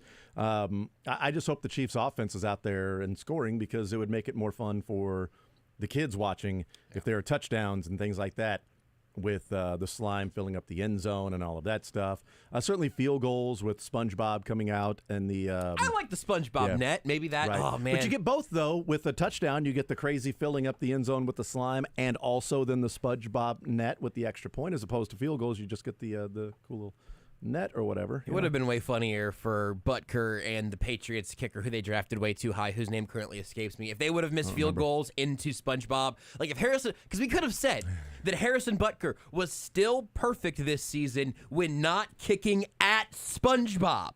Distracted by SpongeBob, he kicked. He's a big SpongeBob fan. He did not want to hit him. You don't want to look. SpongeBob only has those two teeth there. You don't want to take one of them out. By the way, is Butker's miss? Is that our fault? I think it has to be, right? I'll own it. You know, I'm gonna have to wear that one. We made such a big deal out of it and enjoyed it so much. We had a whole conspiracy. If he would have made one kick first and then done that, we would have been right. He didn't even want to tie it. Ugh. He wants to own every individual record slot. And now he's going to start 60 in a row. I guess he has to. If you did not hear on, was it Thursday or Friday, one of them, we were talking about Harrison. I think it was Thursday because it was during Sports or Leisure. There you go. We were talking about Harrison Butker and having made 61 consecutive kicks. That's field goal and PATs combined. 61 consecutive kicks going back to the Super Bowl because he missed the field goal in the first half and then had not missed a kick since that field goal in the first half against the Eagles. Field goals and extra points. And he was at 61. The Chiefs' all-time record in the franchise for consecutive made kicks, field goals, and extra points is 62, held by Harrison Butker. So we joked that, I mean, will Harrison Butker want to break his own record? I mean, what if he gets to 62 and just, shanks it just so he doesn't actually break his own record? Or is he, worried about, that run from 2019 to 20 meant more to him, and that should really be the record? And he goes out there and misses his first damn kick. First one! Ends with 61. One away from tying his own record of 62. Was that what was in his mind? Hey, now I can tie my record. I'm just 2 kicks away from now breaking my own record of 62. And it's like thinking about that free throw. And he just overstrides and kicks it and follows through like on a knee. It was very awkward looking and just shanks it, just slices it right. The Patriots kicker just a dead hook left. He almost missed another one later on where he hooked it left. Just happened to hook it around the uprights there. But I guess I appreciate Butker getting it out of the way early in the game as opposed because he could have tied his record, broken his record, and then missed just to try to keep them all in sequence. But that's so early in the game. You can't know. You might need that field goal at the end. That's right. Wish you would have saved it for an extra point. I mean, again, just go ahead and challenge yourself. Try to kick it off the upright on an extra point. Doing, Butker, how dare? But he would know. He would know. I am still such a stone cold assassin that I missed an extra point on purpose, and the whole stadium got to hear it resonate throughout. No, just misses a good old fashioned field goal. He's 57 away now. Like a mortal. Yeah. He's 57 away from tying the record now. He's got 5 in a row. So since that miss, he's got 5 in a row. I mean, come on. You don't have to even tie the record. Just get to third place alone. I don't know what the third longest streak currently is in Chiefs kicking history. I have to look it up. Maybe it's Butker as well. Who knows? It would be as good a guess as anybody, yeah. Because back when PATs were, a 2-yard kick. Back when PATs were we'll just take our one. Yep. What's the point of, just give us our one. We don't even need to be, it's like the intentional walk in baseball. 4, just send them down to first. I'm not gonna put this in. PAT. I got this. Okay, all right. How did a kicker ever miss an NFL kicker ever miss a PAT? Great question. Before they moved it back. I mean, that's just what's the point of even doing it? So yeah, I'll wear it. It's our fault, and we apologize to Harrison Butker. But you know what? I think if he missed it, do we blame Tommy Townsend for that? Like, was it a terrible hold? I did watch the hold on it. Like, oh man, here we go. It's been quiet. Too quiet. Yes, that's right. Tommy Townsend's like, I don't hear anything. Oh, darn it. I heard it then. But no, it's fine. He can go 61 of 62 on the season. Well, now he's, 66 of 67? If you control F on the Wikipedia page for a list of Kansas City Chiefs records and search for Butker, his name comes up 12 times. Oh, yeah? The name Mahomes appears 28 times. That's quite surprising. Mahomes has the most games with 1 or more, 2 or more, 3 or more, 4 or more, 5 or more, 6 or more passing touchdowns in a season or in a career. Actually, Lynn Dawson still has 1, 2, and 3 passing touchdowns for a career. He still has those records, but pretty much everything else Mahomes shows up for. I'm going to try to find if that's there listed with the 61 or 62 consecutive kicks for Harrison Butker. I'll find it. We'll take a break. We'll come back. We'll hear from Andy Reid. Then Mick Schaefer will join us at 1 o'clock. More Zone next.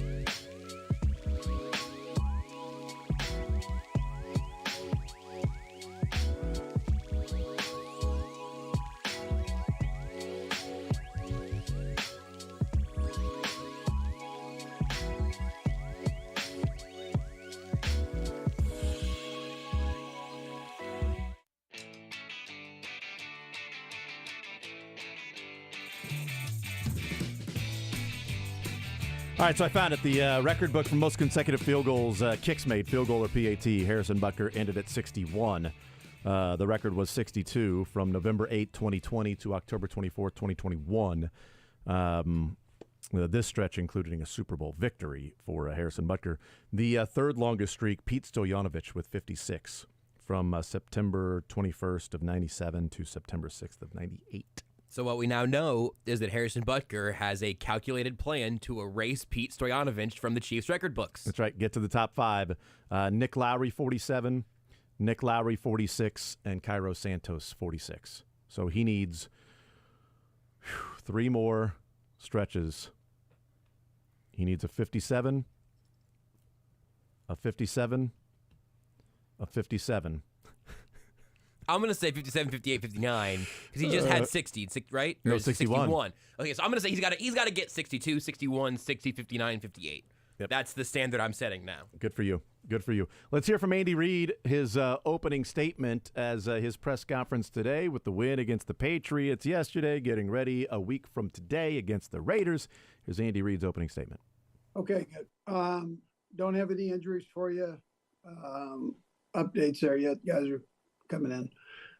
All in all, it was a good win yesterday. That's a tough place to play, and they've got all these games that they've lost by just one score. So to be able to put together, points on the board with some really good things, 6 out of the 8 first possessions. Were really good drives for us and offensively, and then defensively to be able to come back and do what we did there, I thought was good. They had a couple drives that they put together, but for the most part, our defense I thought just did a real nice job. I thought special teams did a nice job. I mentioned Tommy yesterday at the beginning of the press conference after the game, and that punt of his was really something special. So at a good time, and a good time for it to happen. So all in all, coming out of that game with the results that we had, I thought were positive, and there's some good things to build on. Plenty of stuff to work on. But some good things definitely took place. I liked where Pat was in the game and the job that he did. Again, throwing for over 300 yards, and some of the turnover issue was a little bit self-inflicted from our standpoint. We've got to catch the ball better and so on. So, and then Clyde to step in and do what he did, I thought was he really did a nice job there. With the running back spot. And then there were some nice things that were done by the receivers, tight ends. I thought there were some real positive things done there. The offensive line that's a good defensive front, and obviously by their run game, the way they've presented themselves in the run game, they're first in the league. So we were able to do some things there to keep them off balance. Defensively, again, the pressure we were able to put on the quarterback, whether it was from a linebacker position, secondary position, from the defensive line, I thought was that's tough to stop from an offensive standpoint. So I thought that was productive there. I thought some of the tackling that we did was very good.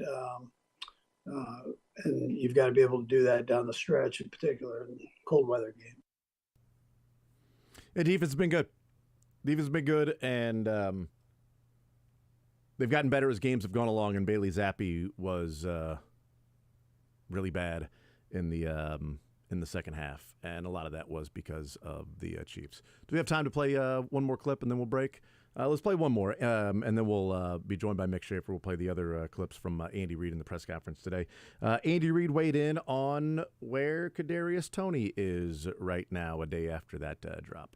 Yeah, Pete, I'm not going to get in all that. I mean, the obvious is that he's got to make sure he catches the ball and does that. He's got a tremendous amount of talent. So He's a good kid, good attitude, good kid. So, but you got to make those plays. He knows it as well as anybody. So, I'll leave it at that. Let's go next to Nate Taylor. Go ahead, Nate. Hey, Coach, I have two questions for you. The first is you played more 2 tight end and 3 tight end sets in yesterday's game. I'm just wondering, is that a Patriot-specific sort of game plan, or is that something you think you can lean more on as the season progresses? And Brett, I'll have another question. Yeah, we've been doing quite a little bit of that, throughout the year. And Noah is a good football player, and so we've tried to utilize him more as we go, and still has a big dose of the special teams. So but he's done very well, and then Blake has also done a nice job when called on. So we feel comfortable with the three tight end positions too. We've done that though throughout, but to have the flexibility, Nate, to be able to give them different personnel groups, still use the 3 wides, I think is good also. So good mixture helps. And secondly, Coach, just for clarification purposes, I know you said Friday that Pacheco had his cleanup surgery, I guess, earlier last week. Was that like an arthroscopic surgery? And do you know if that was just to clean up cartilage, or if there was sort of tissue from the muscle that he needed to sort of get repaired on? No, it wasn't the muscle. But he'll be back this week. He'll be good to go this week. So unless there's further setback, but I mean, right now everything's positive for him to go, and he really had a clearance last week from the fellow that did the surgery to go. So it was just a matter of being precautious on it. And that's not precaution, but cautious on it. So, did your mom not teach you how to make your bed back there, my man? Doggone you. Huh? I'll get on that, Coach. Yeah. All right. I mean, if you're going to be on the Zoom and you've got the things in your background, maybe have your bed made, Nate. He's in a hotel. That's a good point, too. That's a great point. It's a great point. No, my mom taught me to take advantage of the housekeeping when I'm paying this much. Excuse me, when the Athletic is paying this much money for me to stay in this hotel. You see that balcony view? You see that view? I'm making my own bed. What's the point of staying at a hotel if you got to make your own bed? I bet his mom would be horrified. Yeah, if it was in his house. No, just by that clip. Oh, now. by that clip. Just by that clip. I'll now. get on that. Total jab step. Andy could have brought that out for one of those Kadarius Toney questions earlier, but no, it was just that was just procedural arthroscopic surgery or make your bed. Yeah. But good to know that the fella cleared him last week too. Yeah, the fella. Dr. James Fella, who performed the surgery. The fella that cleared him last week. I wonder if they get that fella into Nate's room to make his bed. Oh. Yay, somebody call that room fella. That guy didn't go to 8 years of doctor school to be called fella. I did 8 years at arthroscopic surgery school. That's Dr. Fella to you. Didn't your mom ever teach you to learn the name of your doctors? That was great. That's awesome. But that's good to know that he was cleared last week. Yeah. So I guess not playing yesterday was precaution. As he said, it was just being more cautious in that. So should see Isaiah Pacheco in the game this weekend. We'll see about Kadarius Toney. He's a good kid. So is Mick Schaefer. Got to catch that ball. Yeah.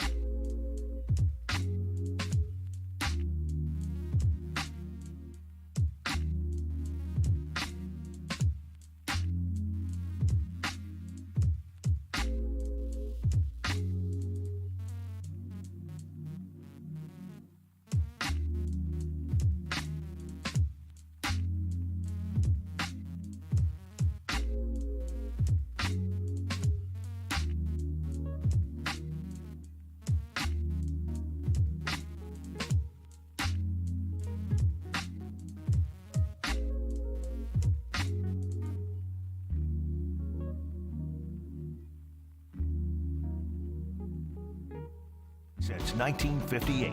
Enjoy healthier food, more free time, free delivery, and better value. Go to GuaranteedFoods.com. All right, we continue right here on Sports Radio 810 WHB. Jason Anderson with you, Josh Brisco, Dylan Michaels, Mick Schaefer joining us here on this Monday edition of the show. Hi, Mick. Hey, guys. How are Red you? Monday. It's been a while. Yep, well, Victory Monday. It's been a while. Yeah. A lot of red When Mondays. they lose, it's a Blue Monday. Blue Monday. A lot of those. That's right. Oh, They hadn't won. They'd only only won 2 games Monday. since October 22nd With no before yesterday. win. Now it's 3. With Tony. Tony. This is his Bob Dylan impression. No. That was Denny Matthews. No, that was... Blue. Tony can't catch the ball. That was by Bob Dylan. And gone. Hopefully, Tony's playing time. Ding, ding. This all lives inside of him. It's really, it's incredible. Easy to spot. I wish his ass was easy to park on the bench. The bench spot. KT. Trash over there. Jason, the number Idiot. of people you have inside of you is truly tremendous. What?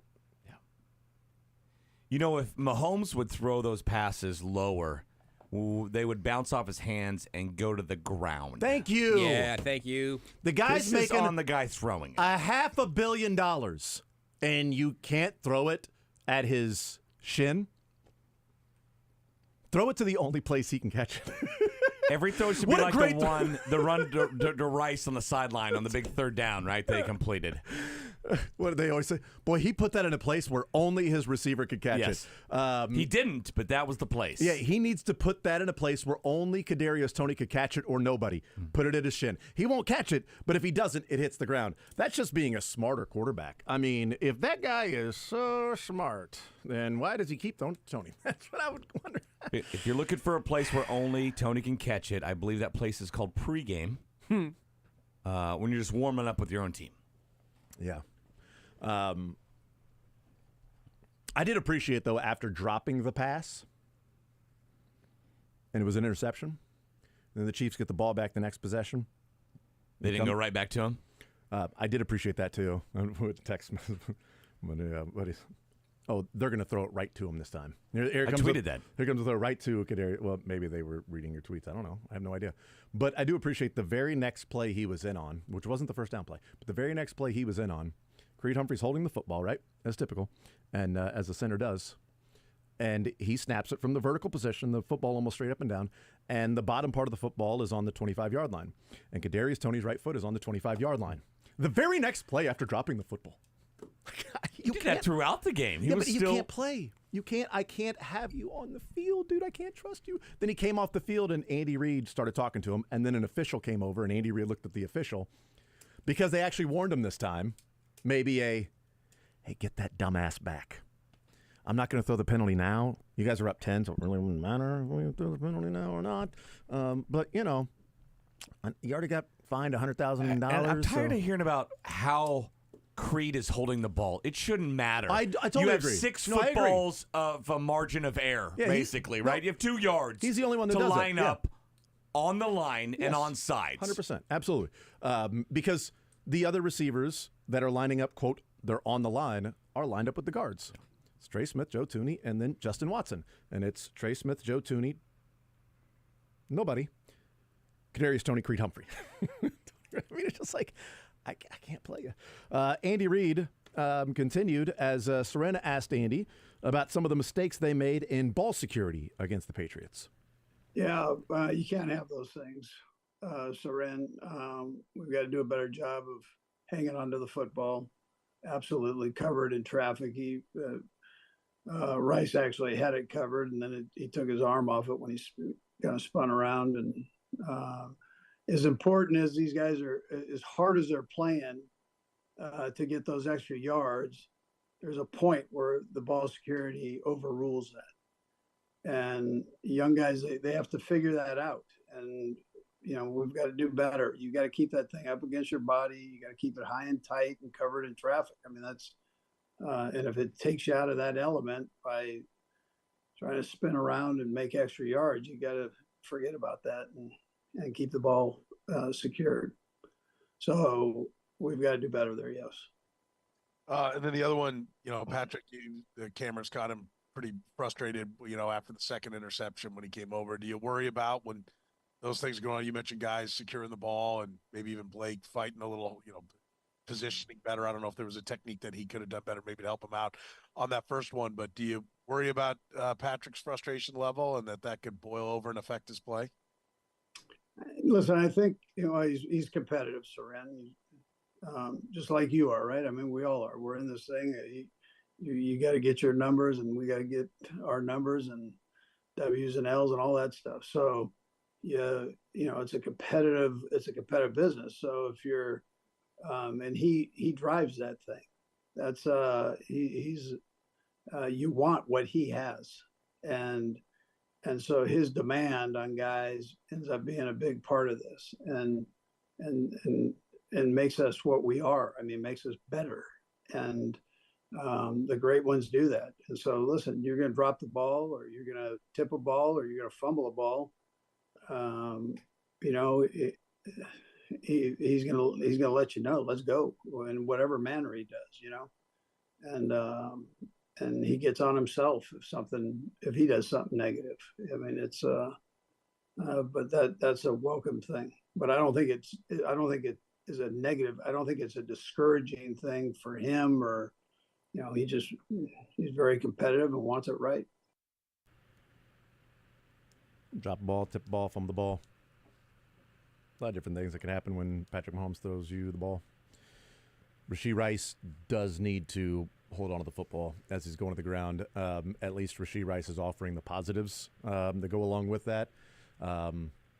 Sky Moore, his one touch in the game was a fumble, and luckily there was a hold on Rashee Rice, or the Chiefs would have lost that football.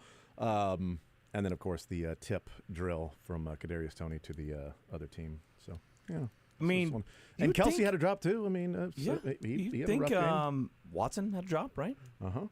I mean, you would think that football is the ultimate merit-based business, right? It's the performance-based business to where if you don't get it done, that's the bottom line. Just the weeks and weeks, these same sound bites after these same mistakes. I mean, we really buying this? And if so, why? And why is nothing changing? Just got to get it cleaned up.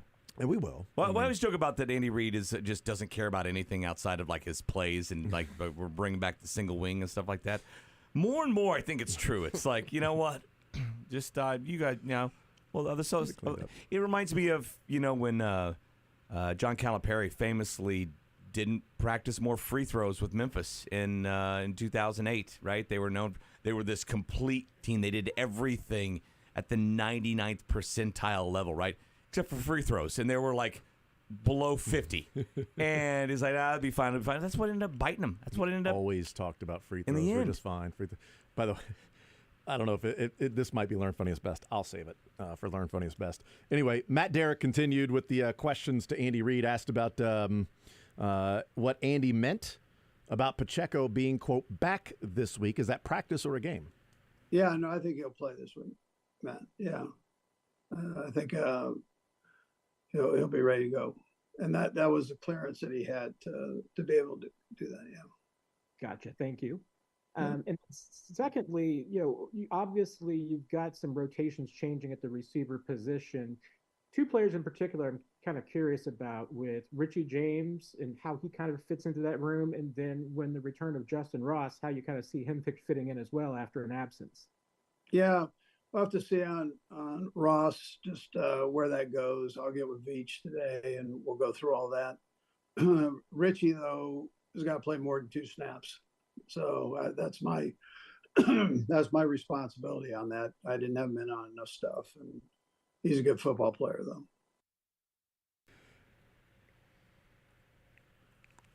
So does Andy get with like Connor Embry or Matt Nagy to figure out how Richie James can play more than 2 snaps? Or? Yeah, I don't know who he needs to. Is there a manager he can talk to?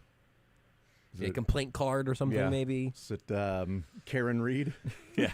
Can I speak to the manager? Richie James needs to play more than 2 snaps, please. I mean, he played 2 snaps. He got a target and a reception for like 17 yards.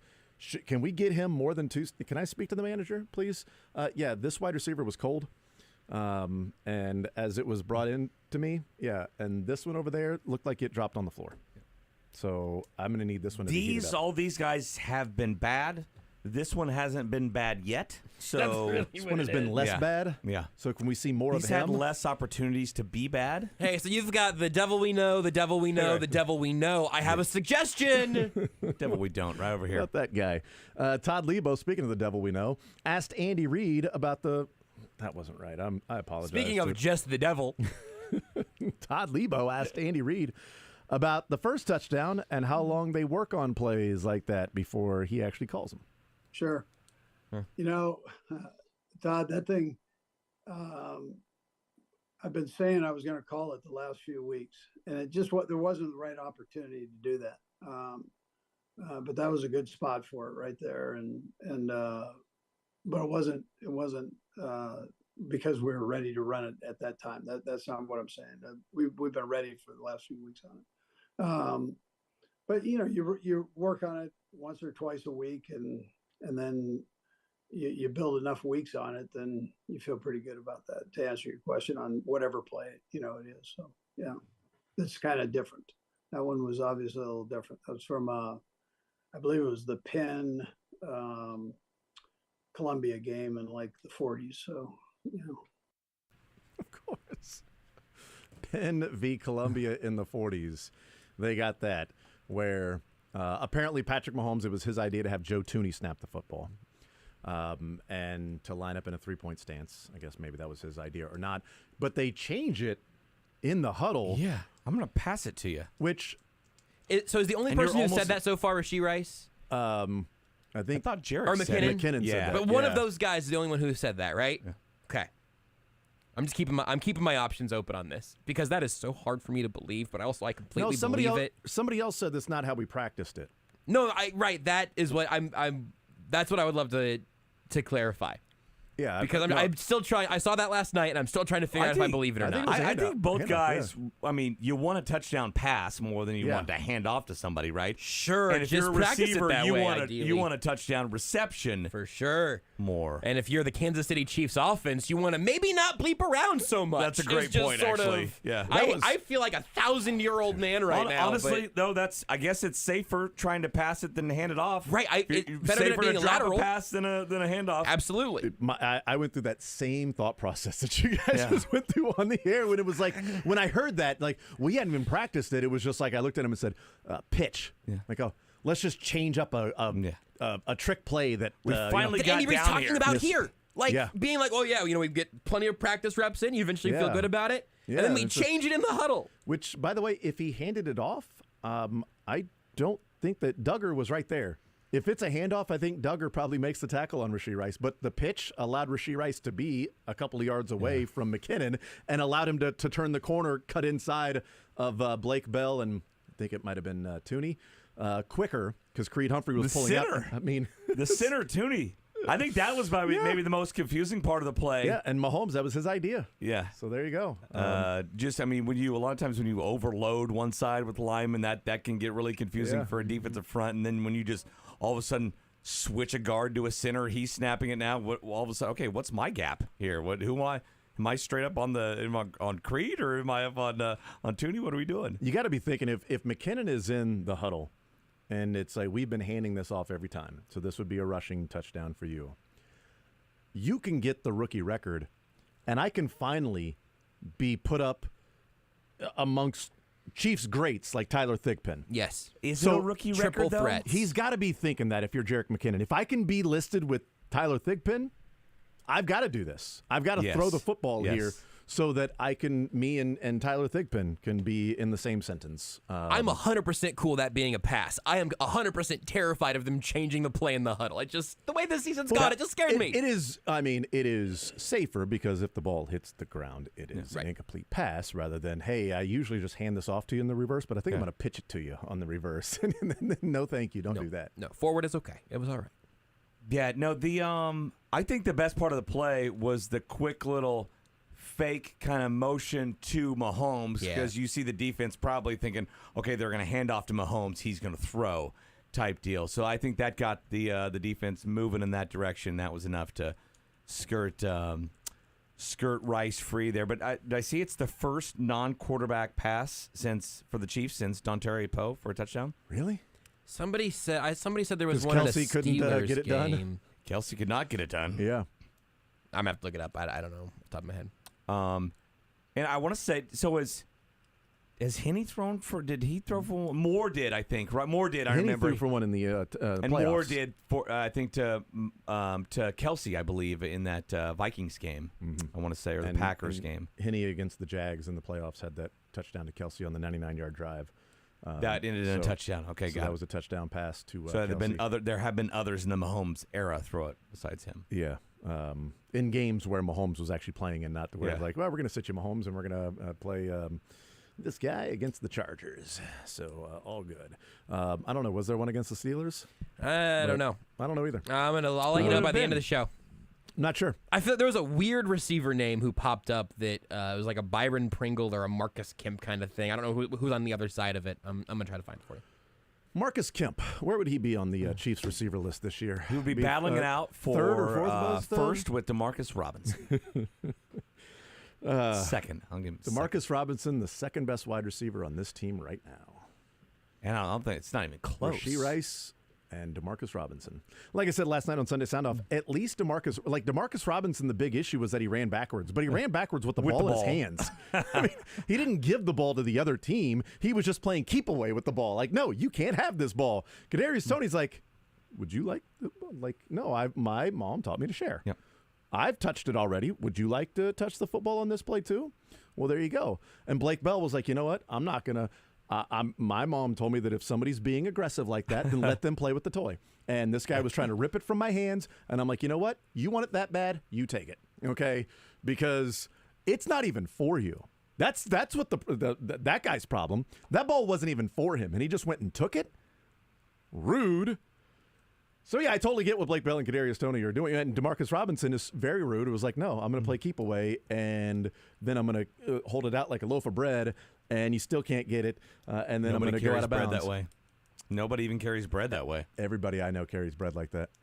Everybody I've ever met carries bread like a football. You carry it from the top, right? With where the twist tie is. You tuck it into your hand, and then you hold it as far away from your waist as you can. Yeah, that's it.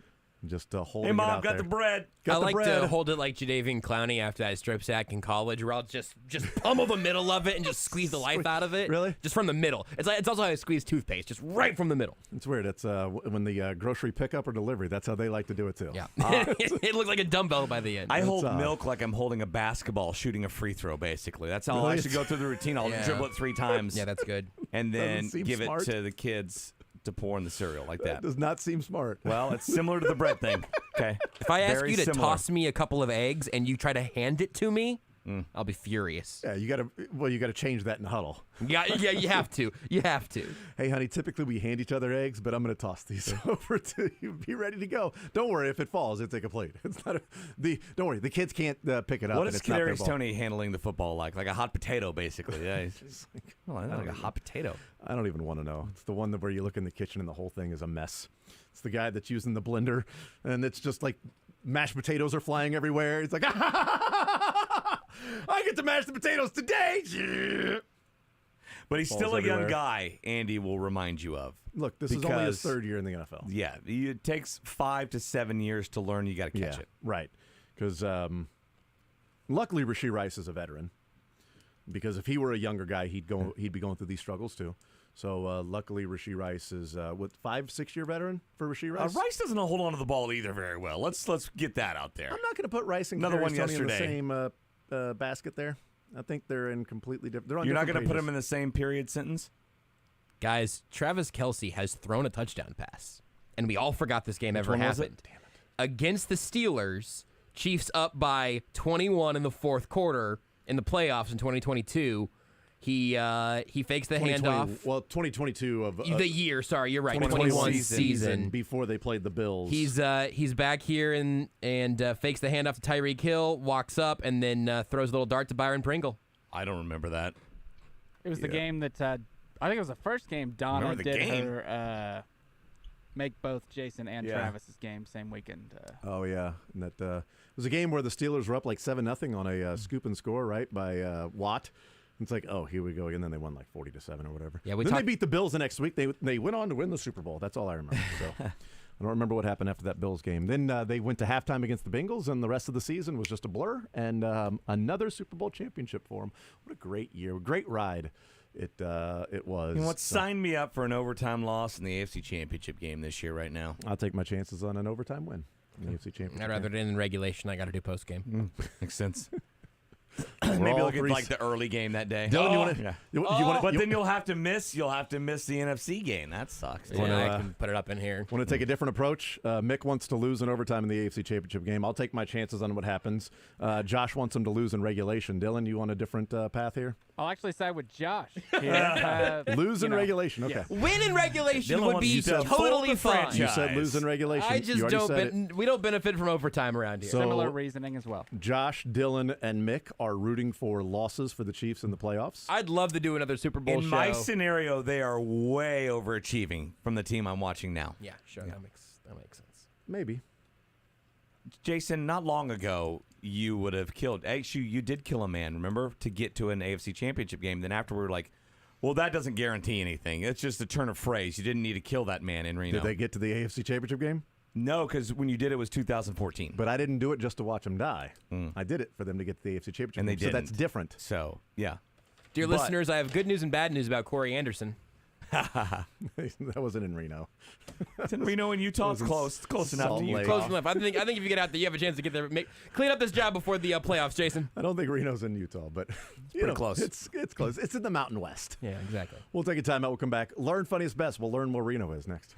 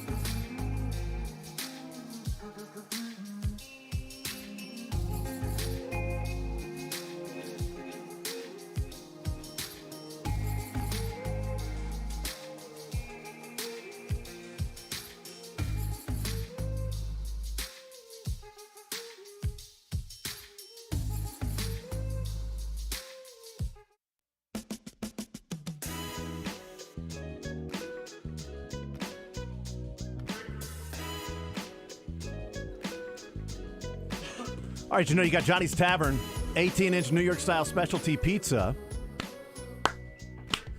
27% off. Could have been 34%. Yeah. Or even 30% off. Yeah, it's professional football. You're up by 10. Go get another score. But Andy Reid is thinking, obviously, about your Johnny's bets Tavern and his best friend across the way. and Bill Belichick and my alternate line total of the 44.5. It was over 44. I think it was 44.5, 45.5, one of the two. Either way, not kicking the field goal helped me out. I appreciate that. Johnny's Tavern helping you out, 27% off the discount, 18-inch New York style specialty pizza. Dine-in only today as well.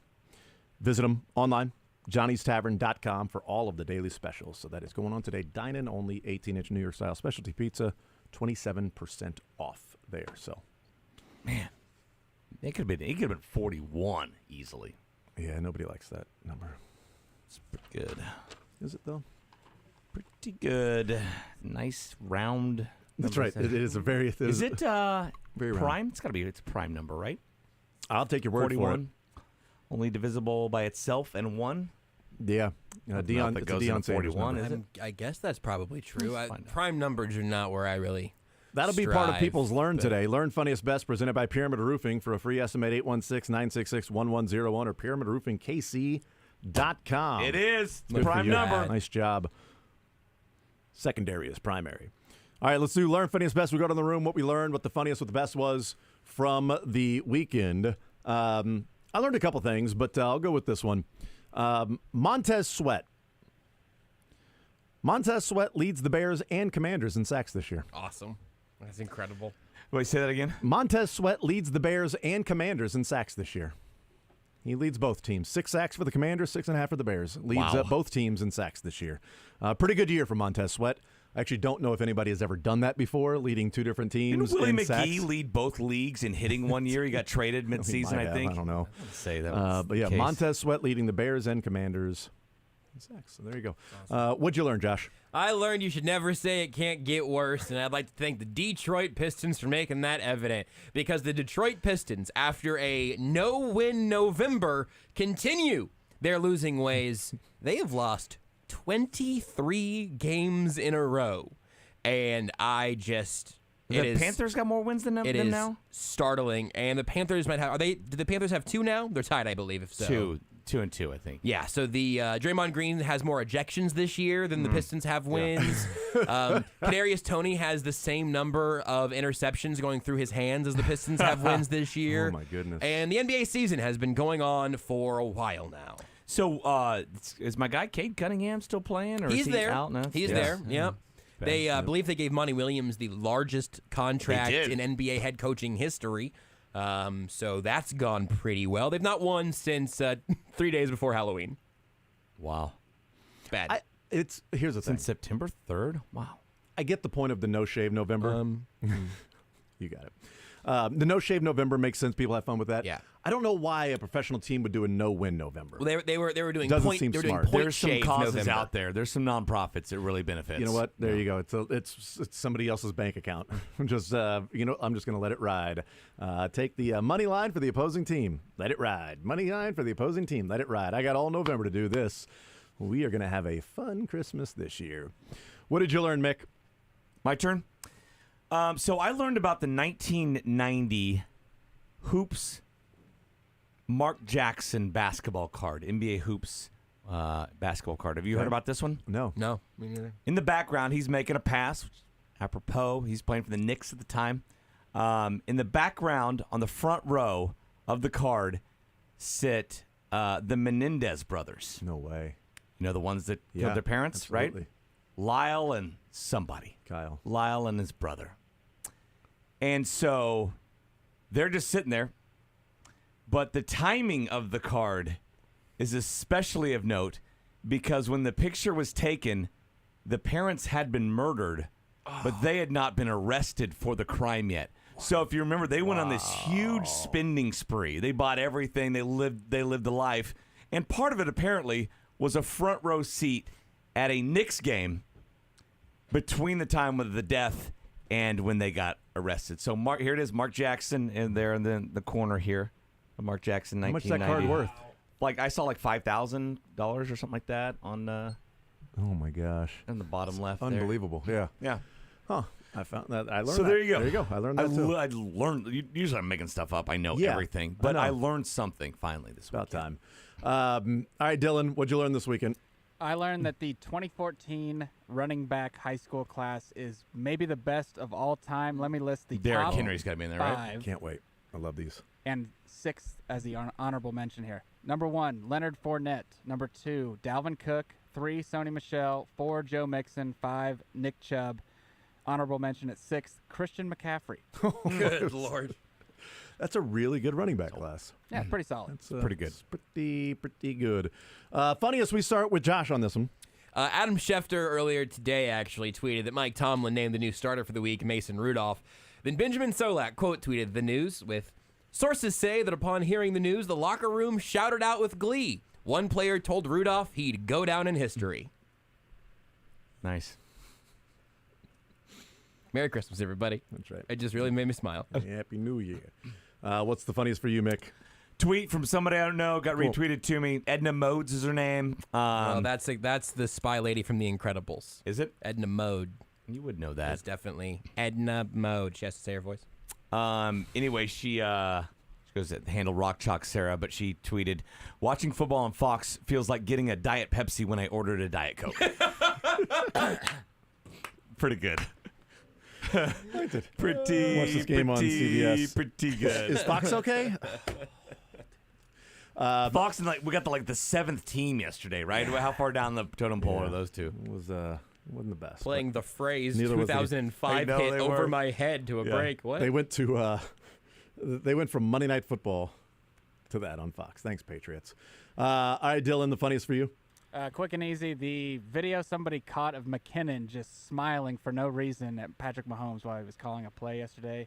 That's all on I haven't Twitter. seen More of that. a visual than audio, It's but very funny. Very funny. I got to check that out. Do we know what the play was? It was like They zoomed 14-10. in live, I think, is when they showed it. So Yeah. Okay. It wasn't sort like of a smiling grimace. the pass to Jerick McKinnon? I don't think so. Because that was a specific play call. Yeah. Because Mahomes coming off the sideline, you could hear him go, "Great call! Great call!" So I'm assuming that was a specific design for Jerick McKinnon to score the touchdown there. My funniest from the weekend was so you had mentioned John Calipari and free throws. So a lot of people around that basketball program, fans and everything, have been really wanting him to recruit some shooters. The Guys that Kentucky could- program? yeah, guys that could shoot the basketball. They finally got a Kentucky kid that all he does is shoot. So, Shepard, right? Yep, that's right. Jeff Shepard went to the Final Four back in the 90s. I think national championship on that 98 team. His son, Legacy, phenomenal shooter, maybe the best player on that team. After the game, after they beat North Carolina, hit some threes late, he said, quote, "The game is going to this. You better have shooters." Just now. "The game is going to this. You'd better have shooters," said John Calipari in 2023, unironically. That sounds like even as late as 2010. Dickie V during every broadcast would be like, "Oh, this is how the 3-point line is changing basketball." Like that was 25 years ago. It was like 1986, Dick. You maybe stop saying that. I retweeted and said, business is going to this. You better have high-speed internet. Me too. You're going to have that. I mean, Mizzou in 2008 was space and pace. Spread the floor, shoot threes. I mean, We've seen the Warriors do it. Like it's just amazing. They recruit shooters, finally recruit shooters. Well, you know why we recruited these shooters? It's going to this. The game is going to this. I mean, Newsflash. You got to adjust. 10 more years. You got to adjust to the game. We can no longer run triple option in the NFL. You've got to adjust to the game. You know, we can't have 4 tight ends out on the field at all times, and we are going to try to have safeties that are more athletic. We got safeties that are 240. And he's got a shooter, right? The game's going to this. You need to have a shooter on your team. They've actually got a couple, finally. But, yes, the game is going to this. What was the best for you, Mick? The best for me was not only did Gronk have his own bowl game, but he sang the national anthem beforehand. Yeah, he did.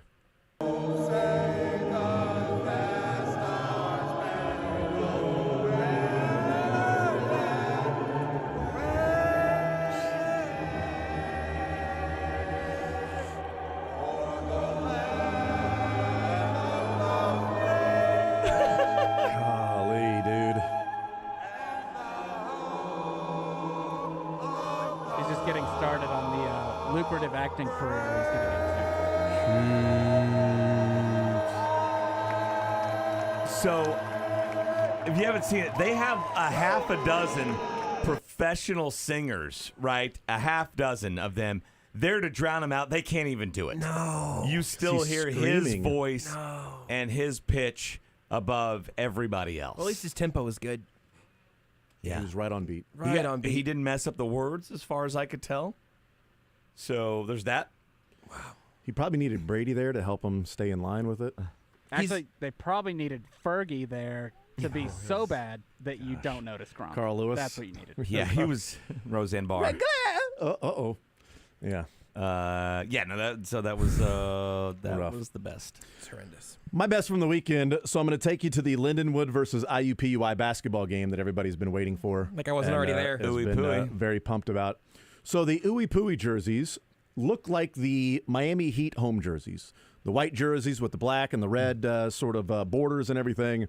So there's free throws getting ready to take place for Ooey Pooey. And a random fan, which you see afterwards because you don't see it at the time because the camera is in on the shooter, horn blows for a substitution. Fan rips off his pants, his warm-up pants, and he's got a full LeBron James Heat uniform on, shooting sleeve and white tights underneath the shorts, and he walked from the stands to the scorer's table to check in. No way. Awesome. And they buzzed him in. That rules. They busted it. And then the coach and the security came over and they had to pause the game. He's like this little scrawny white dude with like this disheveled beard. He just walks over, rips his pants off, and goes to check in wearing full LeBron James uniform. At least there's some reason to talk about the Ooey Pooey Lindenwood game from the weekend. What was the best for you, Josh? Do you guys see the Ultimate Glass Fighting Championship on Twitter? No. All right, so standardize the rules and let me bet on this. It's just a couple of dudes in a garage, and they've got like a little octagon set up, and they just get alcohol bottles on strings, and then swing empty alcohol bottles on strings, and then swing them at each other. They have a whole bracket. You can, guess Jose Cuervo versus Jameson here, and I don't want to spoil it for everybody, but these battles are explosive, and I just would like to see more of it. I didn't realize I've watched marble racing. I've watched, a lot of the stuff that came up during COVID, especially. This, though, I think is the best. It looks like you just throw it once and you let the momentum swing back and forth, and they'll intersect. You drop them. You drop them both, and you give them. Sometimes it's quick. Sometimes it takes a little longer. But it really is spectacular. So is it like cracking 2 eggs? Only one's gonna break. I think that happened. I think again, I'd hate to spoil this one for you, but I think that there was one bottle that had essentially a knockout and did suffer some damage. Then in the next round, summarily beaten by the bottle that was able to. It's a war of attrition. It's pretty good. It's really good. I'll watch it. I'll text you guys the link. Please do. It's really fun. Learn Funniest Best presented by Pyramid Roofing, 816-966-1101 or pyramidroofingkc.com. We'll take a timeout, come back, wrap up this Monday edition of the show. Sren Petra, the program, comes your way after we are done. Chiefs Legend Show tonight with Sterling Holmes, and then Eagles Seahawks with Monday Night Football. More Zone next.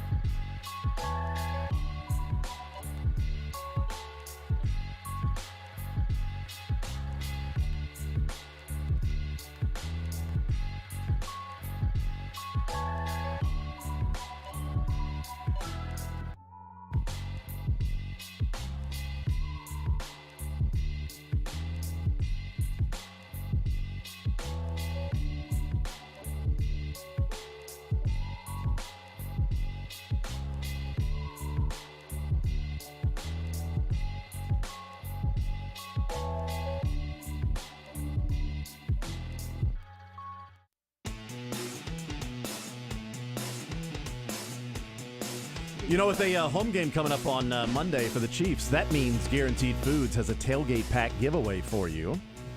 Go to 810whb.com/guaranteed foods. Register today through Thursday. Winner announced coming up on Friday, and you can win the Guaranteed Foods tailgate pack, which includes 4 slabs of baby back ribs, brisket burn-ins, cheesy corn, bone-in honey barbecue wings, Cure 81 honey glazed ham, jalapeno soft pretzel bites, Johnsonville brats, chicken tender strips, baked beans with brisket, baked potato casserole, gourmet turtle cheesecake. That is a $500 value that somebody will get for going to 810whb.com/guaranteed foods, registering today for the Guaranteed Foods tailgate pack giveaway.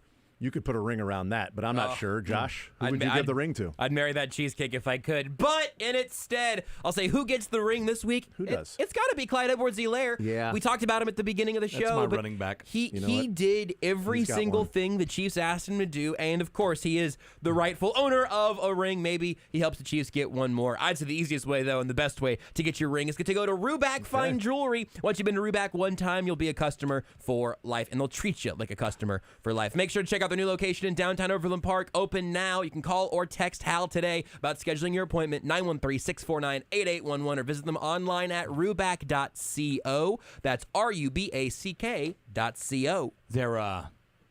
Do you ever get his Super Bowl ring? He wasn't at the ceremony, so maybe Yeah, that's I the don't know, ring. actually. Probably got it. Maybe shipped to him. That's a maybe good somebody point. picked it up for him. You know, maybe just put it in. Like he goes up to One Arrow Drive. He's got his mailbox there. It's just sitting in like his mailbox. It's been in the box. Just looking for it. Like, oh, there it is. He opens it up. So he's looking for all his highlights from the Super Bowl. Can't find any. After Pacheco took the job, they actually did a really mean thing, and they moved Clyde's mailbox all the way to the top. Jumping the track. He can sky. He can sky. That's true. He can jump. Clyde Edwards Air. He can sky more. Yeah. Wish he would get more than sky more. I think he might actually from here. We brought the stat out earlier that Rashee Rice in these last 4 games for the Chiefs, 32 receptions, 334 yards, and 3 touchdowns over a 4-week span. If you limit that to some round numbers of 30, 303, so 30 receptions, 300 yards, and 3 touchdowns, over a 4-week span at any time this year, so any 4-week span, Rashee Rice is the 9th receiver to have those numbers of any 4-week span. The other 8 receivers are Justin Jefferson, Keenan Allen, Stephon Diggs, Devontae Adams, Jamar Chase, A.J. Brown, Tyreek Hill, CeeDee Lamb, and Rashee Rice. I would have guessed like Tyreek would have done it maybe twice. They have multiple times in there, but those are the he's done it once. So those guys, I think Tyreek Hill has 3 different sets of 4 weeks that he's done that. Keenan Allen as well, because Keenan Allen's just every single week is 10 receptions and 100 yards. It feels like. And Jamar Chase a couple of times. But, so Rashee Rice, the 9th receiver this year to have a 4-week stretch of at least 30, at least 300, and at least 3. What's the controversy? Bo Richter technically has a rookie record, but he played in the CFL, so they're not counting that as a rookie year for receiving touchdowns for the Chiefs? Yeah. I believe that's correct. Oh. I feel like that's his first year in the NFL. It's your rookie year. Yeah, that's your rookie year. That's BS. I tend to agree. Because he had a lot that year. How many did he have? 13.